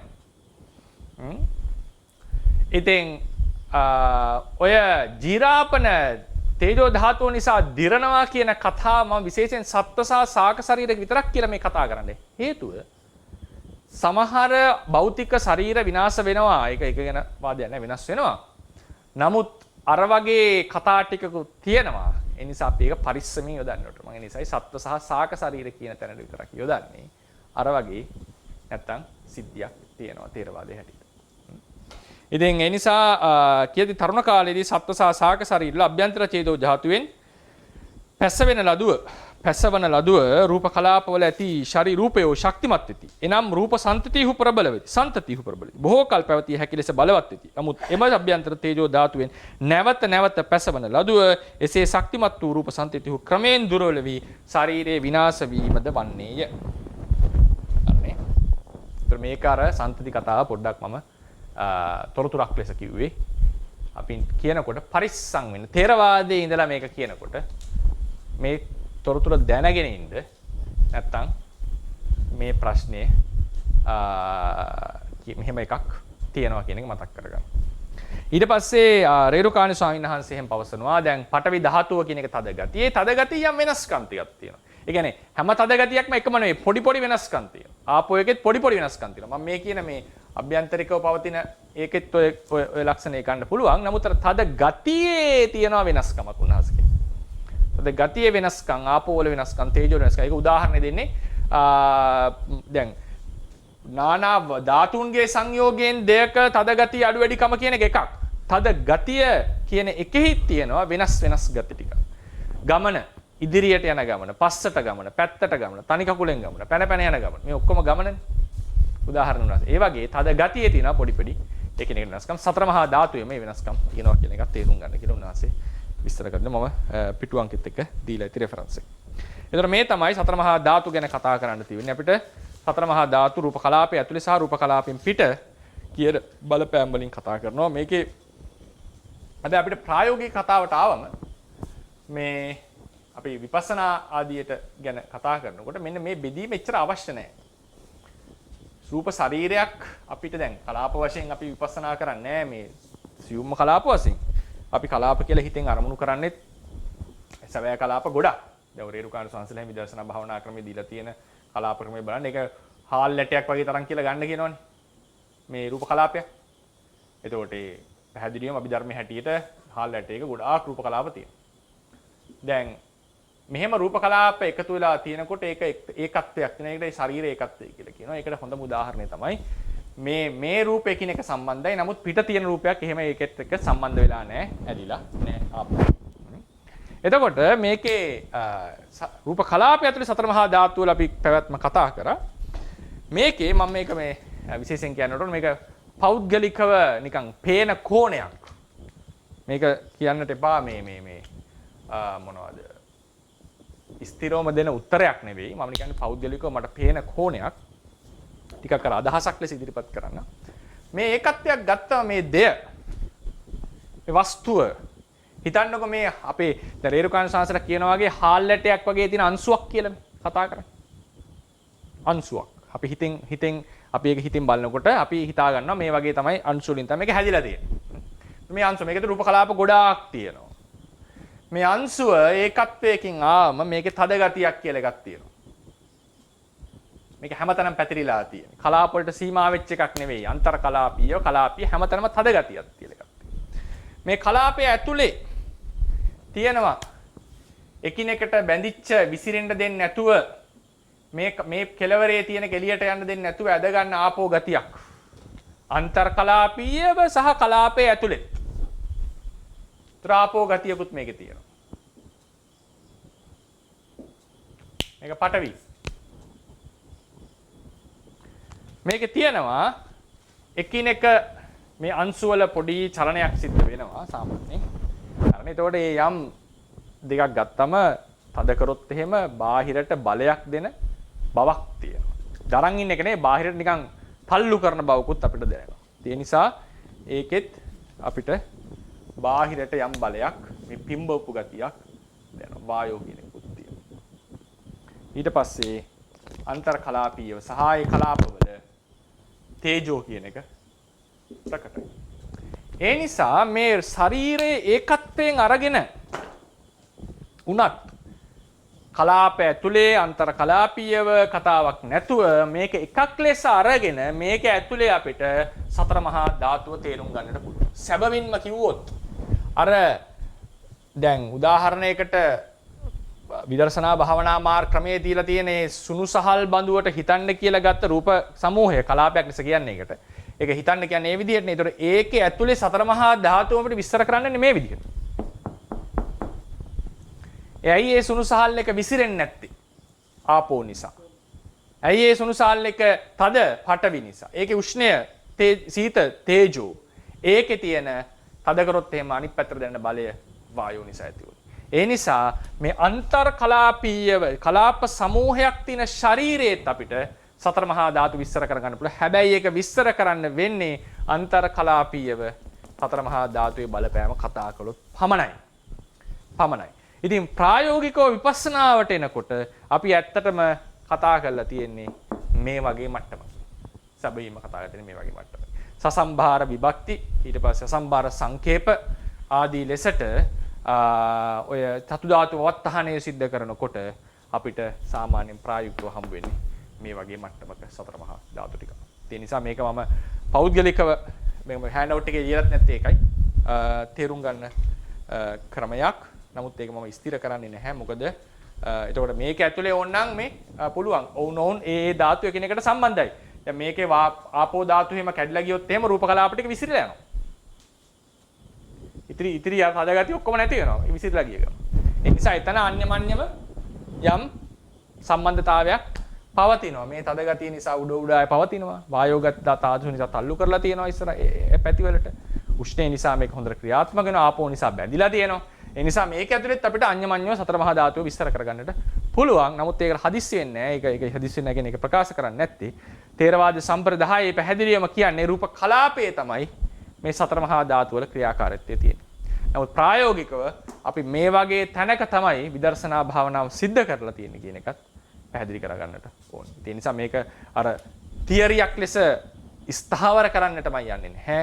නමුත් මේ වගේ තැනක තමයි අපේ අවබෝධය කියන එක පැවතිලා තියෙන්නේ සහ ප්‍රායෝගිකව කන්ටෙම්ප්ලේෂන් එක පවතින්නේ. සහ අපි ලෝකේ දිහා බලලා සතර මහා ධාතු සාමාන්‍යයෙන් තේරුම් ගන්නේ මෙන්න මේ ක්‍රමයට. එතකොට මේකේ වායෝ ධාතුව තියෙන රූප කලාප සහ ආකාශ ධාතුව සහ අන්තර් කලාපීය වායෝ එහෙම වැඩි නම් මේක සැහැල්ලු ලෙස මේ ද්‍රව්‍ය දැනෙනවා.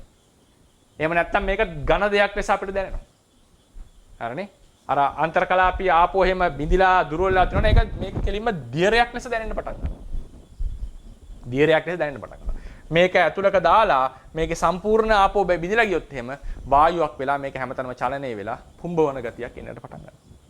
හරිනේ? ඒ නිසා අපි ප්‍රායෝගිකව ගත්තම ශරීරයක් කියන තැනක මේ විදිහට සතර මහා ධාතු තේරුම් ගන්නට පුළුවන්.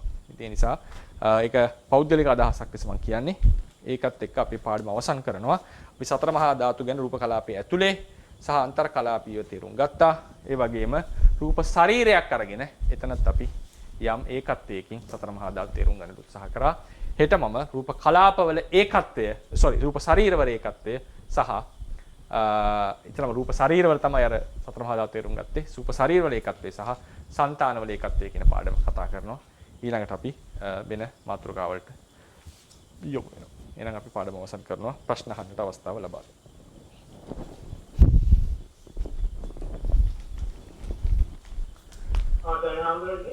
තෙරුවන් සරණයි.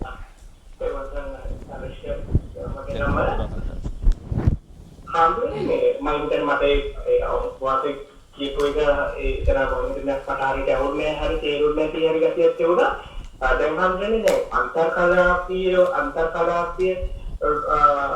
අන්තර් කලාපෝෂයෙන් ගත්තාම ආපෝ තත්ත්වයට අරුප්පණය සිද්ධ වෙද්දී ඒක තේජෝ ධාතුවෙන් යම් කිසි දෙයක් වෙද්දී ආපෝ අඩු වෙනවා කියනද වාසේ කරන්නේ ආපෝ වැඩි වෙනවා කියනද නෑ මෙහෙමයි. ඒ කියන්නේ දැන් අන්තර් කලාපීය ආබන්ධන ආපෝ කියන එක එකක්. අන්තර් කලාපීය ආබන්ධන ආපෝ අඩු වෙනවා. එතකොට තමයි එන්නේ. හැබැයි ඒ අඩු වෙනකොට අපිට යම් දියාරු ගතියක් දැනෙනවානේ ගලන ගතියක්. ඒ ගලන ගතියත් වෙනම ආපෝ කියලා හඳුන්වලා තියෙනවා. එතකොට එතන මම ආපෝ දෙකක් ගන්න. අර රූප කලාප අතර තියෙන ආපෝ කියන එක ගත්තොත් අපිට කියන්න වෙනවා ඝනේ රූප කලාප අතර ආපෝ වැඩි ද්‍රවය අඩුයි කියලා කියන්න ඕනේ නේද? ඒතකොට ඒ නිසා මම ඒකයි විශේෂයෙන් මතක් කරා එක තැනක ඒ කියන්නේ කෙටියෙන් විස්තර වුණේ. මේ ඒක අඩු වුණාට එතන අන්තිමට ගලන ගතියක් කියලා එකක් වෙනවා. මේ ගලන ගතිය දියාරු ගතියටත් ආපෝ කියලා තියෙනවා. ඒක නිකන් අර කලාප ඒකත්වයකින් දැනෙන දෙයක් අපිට. එතකොට භාවනාක්ෂර වශයෙන් මේක දෙකක් වෙනවා කියලා හිතේනවා. ඒ කියන්නේ දැන් ආපෝ වල තියෙන විස්තර මොනවද? ගලනවා, බැඳෙනවා, පැතිරෙනවා. ඒ ඔක්කොම දීලා තියෙනවනේ ආපෝ වල. දැන් අපි රූප කලාපයක් ඇතුලේ ආපෝ වල ස්වභාවය ගත්තාම අර තියෙන්නේ ආබන්ධන ගතිය. ඔව්. ඒකට දැන් තියෙන එකට. එතෙන්දී ඒක අපි ප්‍රත්‍යක්ෂෝලි ගත්තොත් ඒක අඩු වෙනවා කියන්නේ ඉස්සෙල්ලා පටන් ගන්නවා කියන එක කිව්වොත්. ඔව්. මම ගත්තේ අඩු වෙනවා කියලා අන්තර් කලාපීය එකනේ. ඔබතුමා කියන එක හරි. මේ දෙක සමාන කරන්න එපා. අන්තර් කලාපීය ආබන්ධනයක් තියෙනවා. ඒ ආබන්ධනය අඩු වෙනකොට රූප කලාපයව හැසිරෙන්න පටන් ගන්නවා. එතකොට අපිට අර දියාරු භව කියලා ලක්ෂණයක් එනවා. දියාරු භව කියලා ලක්ෂණයක් දැනෙන්න පටන් ගන්නවා. හරිනේ? එතකොට ඒක කෙනෙක්ට අහන්න ඒක පරමාර්ථයක්ද නැද්ද කියලා ප්‍රශ්නයක් එන්නත් පුළුවන්. නමුත් අපිට තියෙන පැහැදිලිවම තියෙනවානේ ඇයි ආපෝ මොකද ඇයි කෙලසෙම සොටු ආදී ජලය ආපෝ කියලා කියන්නේ ගලන නිසානේ. ඒතර ඒ ගලන භව අපිට පොත්වල හැටියට ප්‍රතික්ෂේප කරන්න බෑ.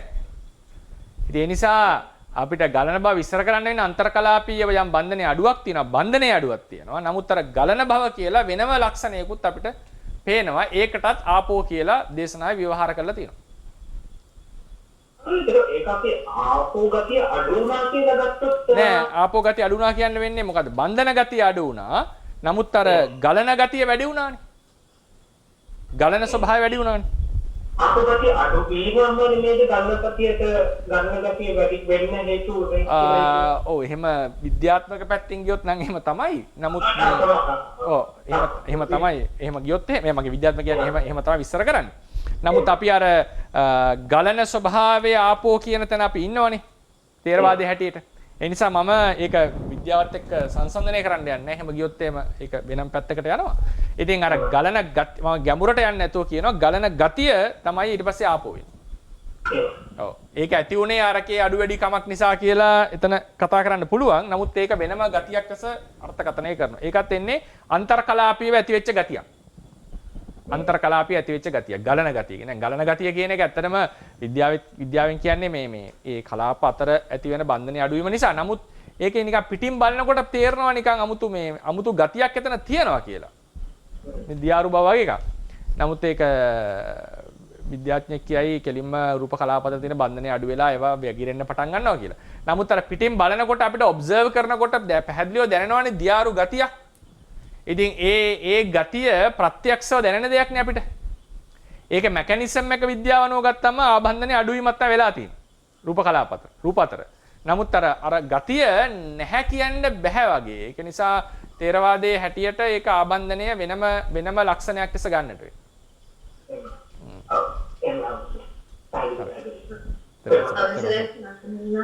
තේරුවන් සන්නයි.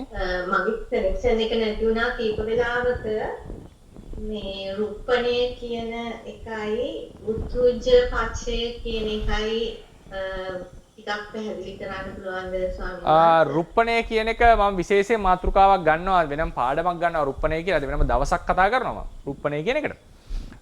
රුප්පණය කියලා කියන්නේ බාහිර රූප කලාපවල බලපෑමට ලක් වුණාම යම් කිසි රූප සමූහයක යම් වෙනසක් සිද්ධ වෙනවා. පඨවි අධිකව තිබ්බනම් රූප ශරීරය ඒක ආපෝ අධික වෙනවා. නැත්තම් ඒක ආපෝ අධික එක පඨවි අධික වෙනවා. මේ වගේ වෙනසක් සිද්ධ වෙනවා. බාහිර රූප වල බලපෑම නිසා. ඒක මම ඩීටේලි ඔක්කොම විස්තර කරනවා ඇඳලා කොහොමද ඒක සිද්ධ වෙන්නේ කියලා. ඊළඟට උතුප්පච්චය කියලා කිව්වේ බාහිර ඍතුජ රූපවල බලපෑමට ලක් වෙන දේවල්. බලපෑමට ලක් වෙන දේවල්. ඒ කියන්නේ මේසය උතුප්පච්චය. අපේ ශරීරයේ උතුප්පච්චය. මොකද මේ බාහිර කන්ඩිෂන් මත තමයි මේකට තියෙන්නේ. ඒක ගොඩාක් සපෝටිව් නම් ඒක බොහෝ කල් ඒ රූප පරම්පරාව පවතිනවා. ඒක අහිතකර නම් අපේ ඒ රූප පරම්පරාවට ඉෆෙක්ට් වෙලා ඒක දුර වෙලා විනාශ වෙලා යනවා. ඒ බාහිර බලපෑමට ලක් වෙන රූප ටිකට උතුප්පච්චය කියලා කියනවා. ඒකත් මම වෙනම ආයේ උතුජ රූප කතා කරනකොට කතා කරනවා. තෙරුවන් සරණයි. සසහස මම මේ පාර ඔලුම් කරපු විශේෂ මේ සයනස මට ප්‍රශ්නයක් තියෙනවා මෙන්න දැන් රහත් වුණාම අපේ විඥානය නැති වෙනවනේ. එතකොට සයනස ඒකෙත් සතර මහා ධාතු ඇතුළත් වෙනවා. එතකොට මේ මොකද්ද මේ විඥානයට හා සතර ධාතු වලට වෙන්නේ රහත් වුණාම සයනස? ඒකෙදී දැන් මට හිතෙන්නේ පුතාට එන ඇති ප්‍රශ්නේ නැමැත්තේ දැන් රහත් වෙනකොට විඥාණය නැති වෙනවා කියනවා ඊට පස්සේ සතර මහා නාම රූප දෙක නැති වෙනවා කියන එක නේද ඔය අහනවා ඇත්තේ.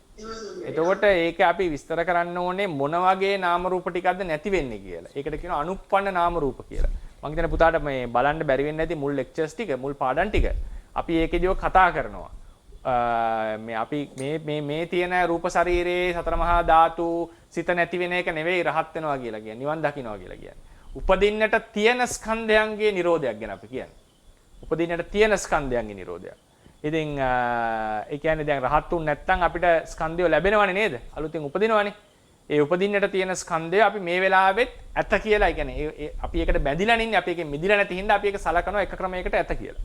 ඉතින් ඒ පවතින ඒ උපදින්නට තියෙන ස්කන්ධයන්ගෙන් තමයි නිරෝධය සිද්ධ වෙන්නේ. ඒක උපදින්න කලින්ම ඒකෙන් අපි මිදෙනවා.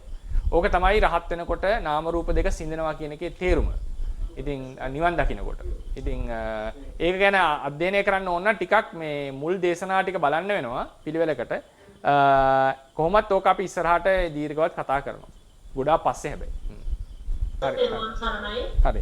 සෝනාද දැන් රූප ශරීරයක් හැටියට හාල්ලටයක් වගේ අරගෙන අපි ඒක කොටක් දිහා උන්නනේ එතන දැන් ඒ ආපෝගත් එතන මොකද්ද වෙන්නේ දැන් අපි මොකක් හරි පොස්සටයක් හරි තලක් දිහා ඒක රූප ශරීරයක් හැටියට ගත්තොත් එතන තියෙන ආබන්ධන ගතිය එතන කොයි විදිහ අවස්ථාවකද සාමාන්‍යයෙන් එතන ඒ වගේ වෙන්නේ ඒ කියන්නේ දැන් රූප කලාප අතර තියෙන ආබන්ධන ගතිය වෙන වෙනවා. ඒතකොට තමයි කැඩිලා යන්නේ. රූප කලාප අතර තියෙනවා නම් යම් ආබන්ධන ගතියක් ඒක නැති වෙන එකනේ වෙන්නේ නේද? ඒ කියන්නේ රූප කලාප වෙන වෙලා යන්නේ. ඔව්. ඒ නිසා රූප කලාප එකිනෙක බැඳිලා තියෙන්නේ ආබන්ධන ගතියක් නිසා ඒක කලාපයෙන් පිටතට අන්තර් කලාපයේ තියෙන ආබන්ධන ගතියක් අර විදිහට ලොකු බලයක් යදෙනකොට ඒක ගලවන්න පුළුවන් අපිට. ඒක නැති වෙලා යනවා, කැඩිලා යනවා. ඊළඟ සමාසාරන්නේ දැන් තේජෝ ධාතුව නිසා විනව රූප ගොඩනැගෙනගෙන අත්යෙන් ගොඩනැගෙන එක නැත්නම් පරම්පරාවේ අලුතෙන් ගොඩනැගෙන එකද කොහොමද අදහස්? පරම්පරාවේ අලුතෙන් ගොඩනැගෙනවා. ඒ කියන්නේ ඒකට කියන්නේ පරම්පරාව කියලා. ඔව්. ඒක අපි ඍතුජ රූප වලදී කතා කරමු. එහෙමයි ස්වාමී. ඊළඟ සමාසාර අපි ඇවිදිනකොට වායු ධාතුවේ බලපෑමෙන් දැන් මේ වායු ධාතුවේ බලපෑමෙන් අර රූප කලාප ටිකක් එහාට ගිහින් ආයෙ ඇති වෙනවා කියන්නේ මොකක්ද හසුරුවන්නේ? ඒ කියන්නේ වායෝ ධාතුව ඒක මම කතා කරනවා විඤ්ඤාති රූපේ සම්බන්ධයෙන් ඉස්සරහට විස්තර වශයෙන්. ඔව් මෙහෙම වායෝ ධාතුව ඇති වුණාම ඒකෙන් ලොකු බලපෑමක් ඇති වෙනවා ශරීරයට. ඊට පස්සේ මොකද වෙන්නේ මේ ශරීරයේ තියෙන රූපය පොඩ්ඩක් එහායින් පහළ වෙනවා. පොඩ්ඩක් එහායින් පිම්බෙනවා කියනවට වඩා මුළු ශරීරයෙන් පොඩ්ඩක් එහායින් පහළ වෙනවා. ඊට පස්සේ තව ටිකක් එහායින් පහළ වෙනවා. ඒතර එහෙම අලුත් රූපය පොඩ්ඩක් ලොකේෂන් එක වෙනස් කරලා පහළ වෙනවා. එතකොට ඒකෙදි ඇයි මේක බඩ කැඩෙන්නේ නැහැ නේද? බඩ ටික පහළ වෙලා පිටිපස්ස ටික වෙනම පහළ වෙනවා එකක් නැහැ නේ. ඒකට හේතුව මේ ඔක්කොම ටික එකට සම්බන්ධයි එකිනෙකට. ඒ නිසා තල්ලු වෙනකොට මුළු ඔක්කොම එකපාර තමයි යන්නේ. ඒ නිසා තමයි ඒකත්වයක් කියලා කියන්නේ. సంతాන ඒකත්වයක්, රූප ඒකත්වයක්. නැත්නම් අපි වායු ධාතුවෙන් තද වෙනකොට නැත්නම් බඩේ ටික ඉස්සරහට පහළනවා, පිටේ ටික පහළුනේ නැත්නම් අපේ ශරීරය කැඩිලා යන්න එපේ. ඒක වෙන්නේ නැතුව මුළු ශරීරයමනේ මූව් වෙන්නේ ඉස්සරහට. එහෙමයි. හරිනේ. එතකොට ඒ ශරීරයම එක විදිහකට සම්බන්ධ වෙලා ඉදිරියට ගමන් කරන හැබැයි වායෝ ධාතුවෙන් ඇති කරන බලය නිසා තමයි ඉස්සරහට යන්නේ. යන්නේ. තෙරුවන් සරණයි. තෙරුවන් සරණයි. තෙරුවන් සරණයි ස්වාමීන් වහන්සේ. ඔව් තෙරුවන් සරණයි. දැන් සතර මහා භූතයන්ගේ සමෝහ පැවැත්වීම නිසා තමයි රූප කලාප පවතින්නේ. ඒ වගේම දැන් ලෝක විනාශයක් වෙනකොට සතර මහා භූතයන්ගෙන් මේ මොකක් හරි ගින්න, ජලය, වාතය වගේ වෙලා මේ ලෝකෙම විනාශ වෙනවා. ඒතකොට සතර මහා භූතයන්ගේ කිපීම වගේ එකක් නේද එතන? සතර මහා ධාතුන්ගේ කිපීම කියන එකට කියන්නේ. ඒ කියන්නේ යම් අධික ලෙස ඒවා සතර මහා ධාතු පහළ වෙනවා. ඉෆෙක්ට් වෙනවා ඒකේ. ඒකම අර ගින්නෙන් 7 පාරක්, ජලයෙන් 1 පාරක්, වාතයෙන් 64ට එක. එහෙම ඒක නියාමයක් වගේද නැත්නම් ඒක එහෙම තමයි කියලා තියෙන්නේ. ඒක නියාමයක් ලෙස සයිකල් එකක් ලෙස ඒ විදිහට වෙනවා කියලා තමයි පොත්පත්වල කියලා තියෙන්නේ. ඒ කියන්නේ ගින්නෙන් ලෝක විනාශ වෙනවා, ආපහු ලෝකේ හට ගන්නවා, ආයි ගින්නෙන් විනාශ වෙනවා. ඔහොමම 7 පාරක් වෙලා 8 වෙනි පාර වතුරෙන්. ඊට පස්සේ ඔහොම ආපහු 7 පාරක් වෙනවා. ඊට පස්සේ 8 වෙනි පාර වතුරෙන්. ඔහොම ගිහලා 64 වෙනි පාර 8 ගොඩවල නේ 64 වෙනි පාර වතුරෙන් විනාශ වෙන්නේ නැතුව වාතයෙන් විනාශ වෙනවා. ආම්බුලේ තා පොඩි පැහැදිලි කිරීමක් මේ ධනුෂ්කත්වයට කතා කරන්නේ. ආම්බුලේ ධාතු කියන්නේ ධර්ම ස්වභාව ලක්ෂණ ගති වලට කියන නමක්ද? ධාතු කියන එකේ අර්ථ ගොඩක් තියෙනවා. එකක් තමයි සත්වයක් නොවෙච්ච පුද්ගලයෙක් නොවෙච්ච තමන්ගේ ස්වභාවයේ දරන ධර්මයක්. ධාතුවක් යනු ධර්මයක්මයි. සත්වයක් නෙවෙයි, පුද්ගලයෙක් නෙවෙයි, ආත්මයක් නෙවෙයි, තමන්ගේ ස්වභාවය හො දරනවා. ඒ කියන්නේ ස්වභාව ලක්ෂණයක් ඇති දෙයක් කියන එක. තෙරුවන් සරණයි අහන්න. හරි.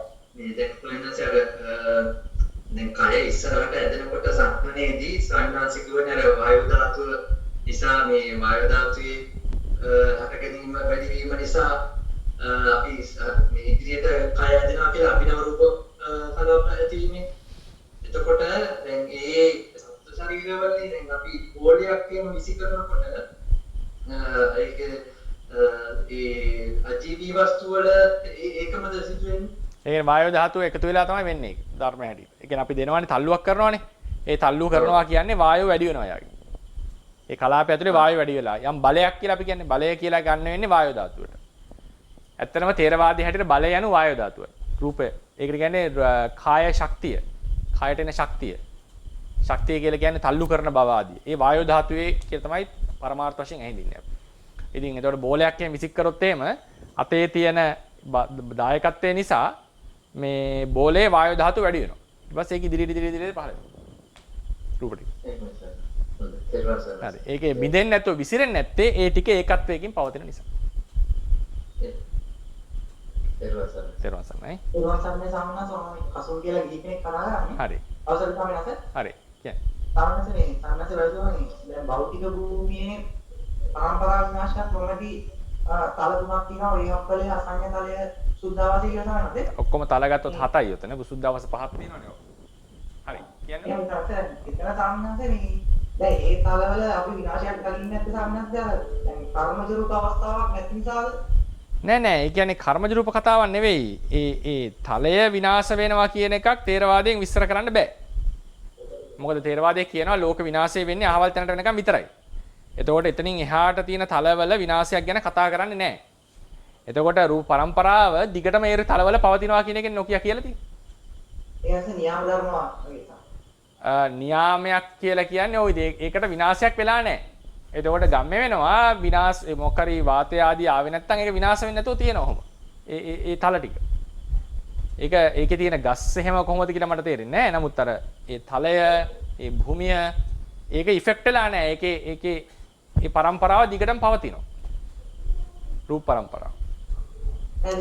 එතකොට දැන් උදාහරණයකට අපේ තියෙන රූපත් එහෙම තමයි ඇත්තටම ගත්තොත් එහෙම. මේක රූපේ සම්පූර්ණ විනාශ වෙනවා කියලා කියන්නේ ශරීරයේ පස් වෙනවා, පස් ටික ආයේ මේ ගස් වෙනවා. ඔහොමනේ යන්නේ ටික ටික කැරක් කැරක්. ඉතින් කොහොම හරි රූප ටික කොහෙ හරි රූප පරම්පරාව දිගින් දිගට තියෙනවා වෙන වෙන ස්වරූපවලින්. එතකොට අර මිනිස්සයා කියන ඒකත්වයට ආවම ඒකේ දිරීම විනාශ වීම තියෙනවා. ඊට පස්සේ පස් ලෙසනේ පවතින්නේ. ඒ රූප කලාප ටික වෙනම පරම්පරාවශයෙන් පවතින. ඒ නිසා කොහොම ගියත් රූපය නැති වෙන්නේ නැහැ සම්පූර්ණයෙන් ලෝකේ. තේරවාදයේ හැටියට. රූපය නැති වෙනවා කියලා එකක් නැහැ. රූප පරම්පරාව නානා හැඩ ගණමින් පවතිනවා. හැබැයි වේහප්පල වගේ එකේදී වෙන්නේ එහෙම වෙනස් වීමකුත් නැතුව එකම පරම්පරාව වශයෙන් පවතිනවා. එතනයි වෙනස.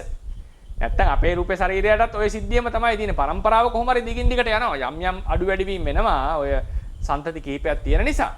නමුත් මේ රූප ප්‍රමාණය ඒක රූප පරම්පරාව දිගින් දිගට යනවා වෙන පස් වෙලා හරි ඒ ටික වෙන වෙන විදිහට කන්ටිනියු වෙනවා. හැබැයි අපිට ඒකෙදි තේරෙනවා මොකද මනුස්ස ශරීරයේ ලෙස පැවති බව වෙනස් වෙලා නේද? සාක ශරීරයක් ලෙස නෙවෙයි පස් ලෙසනේ තියෙන්නේ ඊට පස්සේ. ඒ නිසා අපිට ඒකේ අනිත්‍යතාවය ගන්න වෙන්නේ එතකොට සන්තති අනිත්‍යතාවය ගන්න වෙන්නේ ඇත්තටම ඒ මනුස්ස කියන සංකල්පයේ උඩ.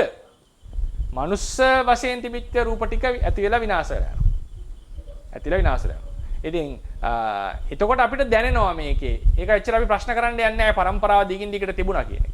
නමුත් වේහප්පල ආසඤ්ඤ සත්ත්‍ය කතාවේදී ටිකක් හිතට අමුත්තක් දැනෙනවා. එකම ස්වරූපයෙන් මේක හැමදාම තියෙනවා කියන එක. පරම්පරාව. සමිනාසෙ කියන පරිදි පඨවි ධාතුව කර්කශ ලෙස තද ලෙස දැනෙන රූප කලාප ඝනව පිහිටි කල්හි. ඔව්.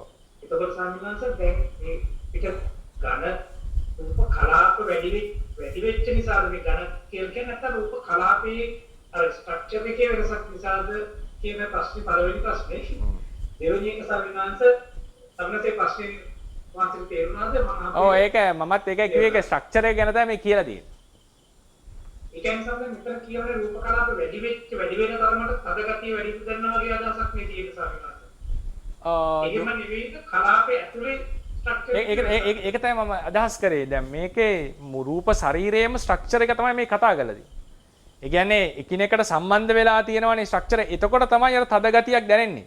ওই පිටින් ස්පර්ශ කරනකොට දැනෙන්නේ එක එක කලාපේ කියනකට වඩා කියන්න වෙන්නේ මේ ඒ අන්තර් කලාපීයව දැනෙන යම් ගයක් මේක. එක කලාපයකින් නම් ඔහොම කියන්නේ නැහැ නේ උන්වහන්සේට කියන්න බැන්නේ නැහැ නේ. රූප කලාප ඝනව තිබුණා කියන එකෙන් වෙලා තියෙන රූප කලාප ප්‍රමාණය වැඩි වෙච්ච එකනේ. එතකොට ඒ එක කලාපයක ක්වොලිටි එක ගැන නෙමෙයි මේ කියලා තියෙන්නේ. රූප කලාප ප්‍රමාණයක් ගැන, සමූහයක් ගැන. එතකොට අපිට පේරෙනවා මේ යම් ඒකත්වයක් මෙතන කතා කරලා තියෙන්නේ. ඒතර අර කියන්නේ වෙන්නේ ස්ට්‍රක්චර් එක සම්බන්ධයෙන් තමයි ඔය කතාව ඇවිල්ලා තියෙන්නේ.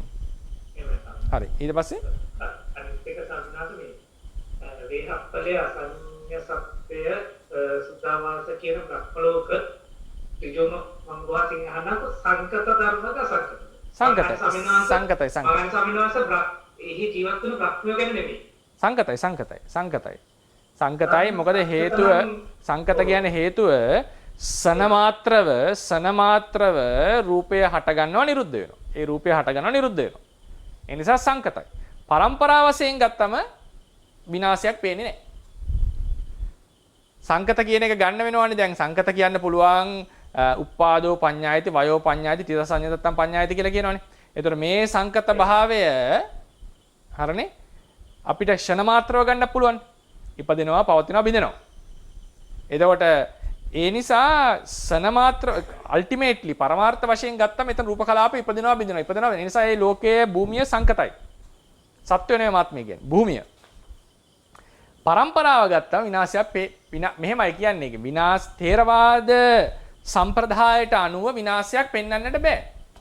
ක්‍රමයක් නැහැ. තේරවාද කිසි කාලයක ඒ කියන්නේ මේ හැමදාම තියෙනවා. ඒ කියන්නේ දැන් සමනස ප්‍රත්‍යයෙන් වෙනස් වුණු සංකර ධර්ම වෙනස් වෙනවනේ. ඔව් ඒම ප්‍රත්‍යයන්ගේ බලපෑමට එන්නේ නැහැ යා. ඒ බලපෑම ලක් වෙන්නේ නැහැ. බලපෑමට ලක් වෙන්නේ නමුත් අර ලක්ෂණ තුන තියෙනවා. උපාදිතී බංග සනික වශයෙන් තියෙනවා පරම්පරාවේ වෙනසක් වෙන්නේ නැහැ. වෙනසක් කියන්නේ පරම්පරාවේ වෙනසක් වෙනවා. ඇති කාලයක් යද්දී නමුත් අර පරම්පරාව නොසිඳී පවතිනවා දිගට. මට තේරෙනවා ඉතින් ඒක හිතට අමුත්තක් දැනෙනවා ඇති. ඉතින් ඒක සාමාන්‍යයෙන් කතා නොකරන ප්‍රශ්නයක්. ඕක හිතන්නේ නැති ප්‍රශ්නයක්. නමුත් ගැඹුරින් හිතුවොත් මේක විස්තර කරගන්න ඒකේ අනිත්‍ය ඒ පරම්පරාවේ විනාශයක් අපිට කිසිම ආකාරයකින් මම දන්න දැනුමේ හැටියට කතා කරගන්න බෑ තේරවාදයේ හැටියට. නැත්නම් ඉතින් කියනවා මේ පරම්පරාව තියෙනකොට අලුත් පරම්පරා එහෙම වෙන්නේ නැහැ. ඉතින් අලුත් මොකක් හරි අටගෙන ඒක පරම්පරාව ටිකක් නැති වෙනවා තව ටිකක් හට ගන්නවා. ඉතින් එහෙම වුණොත් එහෙම කොහොමද මේ පරම්පරාව පටන් ගත්තේ? අලුත් පරම්පරාවේ දායකත්වය මොකද්ද කියලා ප්‍රශ්න අහන්න වෙනවා. ඒ නිසා අර අයිකයි මං කිව්වේ අර තියෙන පරම්පරාව මනුස්ස සහ සාක ශරීර මොන ක්‍රමයෙන් හැදුවත් මොන ක්‍රමයෙන් උත්සාහ කරත් පරම්පරාව විනාශ වෙනවා. ඒ කියන්නේ ඒකට පවතින්න බෑ. ඒක හැටියක් ඒක. ඒ ජීරාපණයක් තියෙනවා එතන. හැබැයි අවිඥානික වස්තු වල ඕක වෙන කතාවක් තියෙන තේරවාදී. ඒ නිසා මම අහුවේ ප්‍රශ්නේ මහා පෘථිවිය ගින්නට අහුන් නැත්නම් විනාශ වෙයිද කියලා ප්‍රශ්නේ දැන් මේකයි මම. එතන අපිට කෙලින්ම තියෙන සාමාන්‍ය ධර්මයෙන් කියන විනාශ වෙන්න එපයි සවන්නස් ඒක එහෙමනේ ලෝකේ හැටි නැත්නම් නිත්‍ය වෙනවනේ කියලා කතාවක් අහන්න. නිත්‍ය කියන්නේ එහෙම එකක් නෙවෙයි තියෙන ලෝකේ කියලා. නමුත් අසංජි සත්‍යෙට මේ ප්‍රශ්නේ ගෙනාපු තමන් වේහප්පලයට ගෙනාපු ගමන් අපිට හිතා ගන්න බැරි වෙනවා මොකද්ද එහෙම එකක් තියෙනවද ඒකට කියලා. ඒතකොට තමයි ආපහු මම ගේන්නේ ප්‍රශ්නේ එහෙම වුණොත් එහෙම මේ මොනවද වේහප්පලය මොනවද මහා පෘථිවිය උනත් ඒ විදිහට අපිට කියන්න සමහර කෙනෙක්ට මං කියනවා නෙවෙයි සමහර කෙනෙක්ට කියන්න ගින්න ජලය ආදී ආවේ නැත්තම් විනාශ වෙන්නේ නැහැ කියලාත් කෙනෙක්ට ප්‍රතිතර්කයක් ගේන්නට පුළුවන්. ඉතින් ඒකට උත්තර නෑ අවශ්‍ය උනේ. නමුත් අරහම දෙයක් තියෙනවා. හැබැයි ඒක සංකතද අසංකත කියලා සංකතයි. මොකද මේ මොහොතේ රූපය හට ගන්නවා නිරුද්ධ වෙනවා හට ගන්නවා නිරුද්ධ වෙනවා. ඒ නිසා ඒ ධර්මය සංකත. තෙරුන් ස්වාමීන් වහන්සේ මේ වේහප්පලය ඒ භූමිතල තියෙන්නේ අර ලෝක විනාශ වෙනකොට සත්‍යයන්ව එතනට අපි අහගෙන අවසර ලෝකෙට මේ ගෙනියනවා කියලා ඒ ඌකකින්ද නෑ එහෙමනම් කියන්න සුදුසුමදි. ඒක නිසා තියනවා කියලා. මේ විනාශ වෙන්නේ නැතුව තියෙන්නේ කියන එකද අහන්නේ?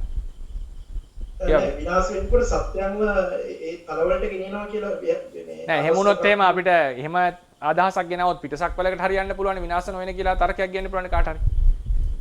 එතකොට ඒ නිසා ඒක ධර්මතාවයක් ලෙස මොනවා හරි ඩොක්ටරික් ඔෆ් නෙසසිටි આવොත් එහෙම අවශ්‍යතාවයක් ලෙස આવොත් එහෙම ඒකට යන්න තියෙන නිසා අවශ්‍යයි කියලා. එහෙම දේවල් තියෙනවා බුදුදහම ඇටියට. නමුත් එහෙමනම් අපිට කියන්න පුළුවන් කෙනෙක්ට ඇයි පිටසක් වලකට යන්න බැරි? කෝටි ලක්ෂයක් එහා උපදින්න පුළුවන් කෙනෙක්ට.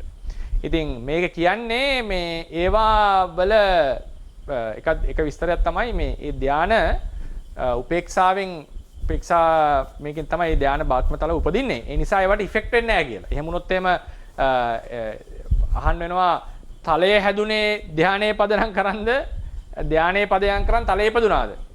මම පෞද්ගලිකව දරන්නේ තලය කියන එක හැදිලා තියෙනවා යම් න්‍යාම ධර්මයක් ලෙස. ආරම්භයක් නැහැ. තලයේ න්‍යාම ධර්මයක් ලෙස.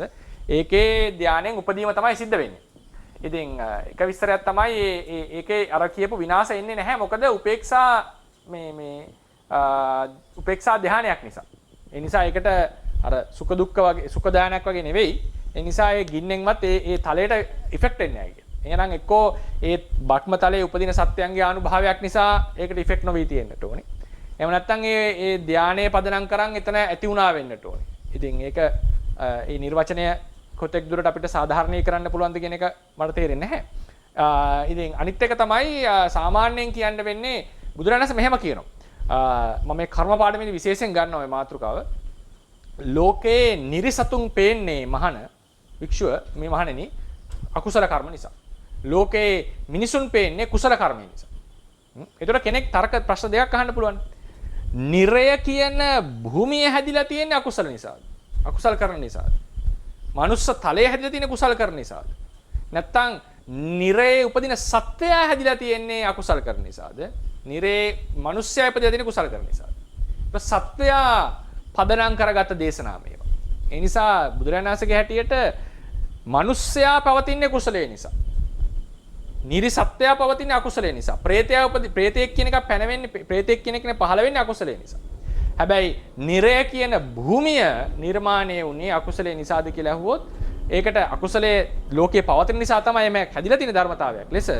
නමුත් ඒ අකුසලය විපාක දීම සඳහා ඒ කියන්නේ කියන්න වෙනවා ඒ කියන්නේ ලෝකේ යම් අකුසල කියලා ගතියක් තියෙනවා. ඒකෙන් ප්‍රතිවිපාක ලබා දීම කියන මූලික සිද්ධාන්තයට ධර්මතාවයක් ලෙස මෙහෙම එකක් හැදිලා තියෙනවා කියන්නේ.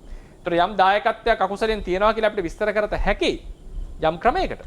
ඉතින් ඒ විදිහට තමයි ඒක කියන්නේ. ඒ නිසා වේහප්පල ආදී නිර්මාණය වෙලා තියෙන ලෝකයේ නියාම ධර්මතාවයක් උඩ ඉතින් චතුර්ථ ධානය කියලා එකක් ලෝකේ උපදින්නට පුළුවන්. ඒකට ඒකේ ප්‍රතිසන්දියක් ගැනීමට සුදුසු පරිදි හටගෙන තියෙනවා. ඒ නිසා ධානෙත් යම් දායකත්වයක් නැතුව නෙවෙයි ඒ කතාවට. නමුත් අර සත්‍යය කෙලිම උපදිනා වගේ දායකත්වයක් නෙවෙයි එතන තියෙන්නේ. මට පේන හැටි. ඉතින් ඒ නිසා මේ සත්වයන් ලෝක විනාශයේ ඉපදීම සඳහාද ඒක තියෙන්නේ කියලා ඇහුවොත් නෑ කියන්න වෙන්නේ චතුර්ථ ධානයෙන් උපදින සත්වයාට ඉපදීම සඳහා තමයි ඒක තිබිලා තියෙන්නේ. චතුර්ථ ධානය ලැබු කෙනාට ඉපදීම සඳහා තමයි ඒක තිබිලා තියෙන්නේ. දේරුවන් සර්ණා ස්වාමීන් වහන්සේ මේ දැන් අර කල්ප 64කදීම ගින්නෙන් ජලයෙන් වාතයෙන් විනාශ වෙනවා කියවනේ ඒක එක දිගටම සිද්ධ වෙන දෙයක්ද එහෙම නැත්නම් එක කල්පයක් ගින්නෙන් විනාශ වෙලා ඊළඟ කල්පේ ජලයෙන්ද ඊළඟ කල්පේ වාතයෙන්ද ඔව් ඒක අපි ලෝක කර්මයේ පාඩමේදී භූමි පාඩමේදී පොඩ්ඩක් මම කතා කරයි.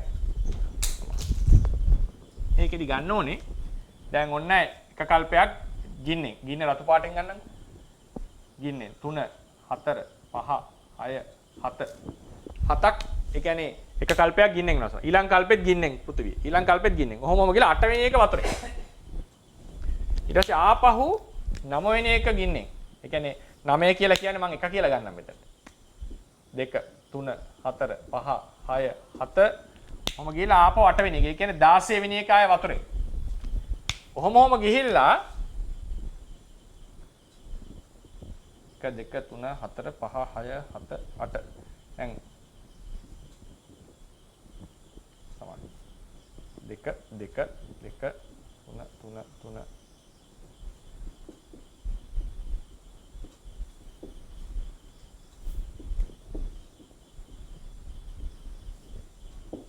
මේ විදිහට ගින්නෙන් විනාශ වෙනවා දිගට. ඒ කියන්නේ 8 වෙනි එක වතුරෙන් ඉසාපව 1 2 3 4 5 6 7ක් ගින්නෙන් ආය 8 වෙනි එක වතුරෙන්. ආපහු 7ක් ගින්නෙන් 8 වෙනි එක වතුරෙන්. ආපහු 7ක් ගින්නෙන් 8 වෙනි එක වතුරෙන්. 7ක් ගින්නෙන් 8 වෙනි එක වතුරෙන්. 7ක් ගින්නෙන් 8 වෙනි එක වතුරෙන්. ඒතර මේ වගේ 7 පාරක් වෙලා 8 වෙනි පාර. ඒ කියන්නේ 64 වෙනි පාරනේ මෙතනදී. 8 වරක් 8නේ.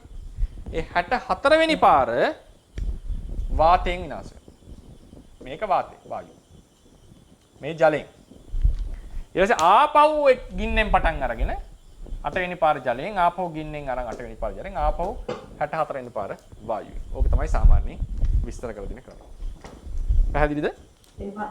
පැහැදිලි ස්වාමීන් වහන්සේ මේ ප්‍රශ්නයක් තියෙනවා. අර අපි බලලා තියෙනවා අංගඥ සූත්‍රයේ එහෙම ආභාසර බ්‍රහ්ම ලෝකයෙන් මේ එනවා ජීවීන් පෘථිවියට බලනවා ඒ විස්තර. එතකොට ස්වාමීන් වහන්සේ ඒ ආභාසර බ්‍රහ්ම ලෝකයට යන්න බ්‍රහ්ම ලෝකයක් නිසා දැන් මිනිස්සු උදාහරණයක් වශයෙන් අපි ධානයක් ලබන්න ඕන නේද බ්‍රහ්මතලයකට හරියන්න. උපදින්න. ඔව් අනිවාර්යෙන් ඕනේ ලබන්න.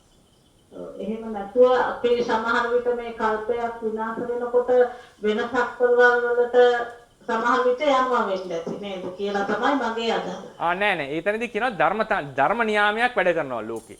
ලෝකේ ධර්ම නියාමයක් වැඩ කරනවා. ඒ ධර්ම නියාමයේ හැටියට මේ සක්වලේ ඉන්න නියත මිත්‍යා දෘෂ්ටි දරපු අය හැර අනිත් අය ඒ ධර්ම නියාමයක් ලෙස මනුස්ස ලෝක ඉපදිලා හරි දිව්‍ය ලෝක ඉපදිලා හරි ධානය උපදවනවා ලෝක විනාශයට කලින්. ඒක ධර්මතාවයක් ලෙස සිද්ධ වෙනවා. ඉතින් පිටසක්වලකට මාරු වෙනවා කියලා කියන්නේ එක්ක ප්‍රාර්ථනාවකින් යන්න ඕනේ පිටසක්වලකට. එහෙම නැත්නම් මේ නියත මිත්‍යා දෘෂ්ටි ගත්ත අය පිටසක්වල වල නිරයන් වල පැසෙනවා කියලා තමයි මේ රසපත් කරගන්න දුනා වූ කුසල සම්භාරය තව තවත් ධර්මඥාන භාවනා ඥාන දියුණු කර ගැනීමට හේතු වේවා. බුද්ධ ශාසනයේ චිරස්ථිතිය පනසත් උපකාර වේවා කියලා අපි ප්‍රාර්ථනා කරමු. බුද්ධ ශාසනං චිරන් තිට්ඨතු බුද්ධ ශාසනං චිරන් තිට්ඨතු බුද්ධ ශාසනං චිරන් තිට්ඨතු සාධු සාධු සාධු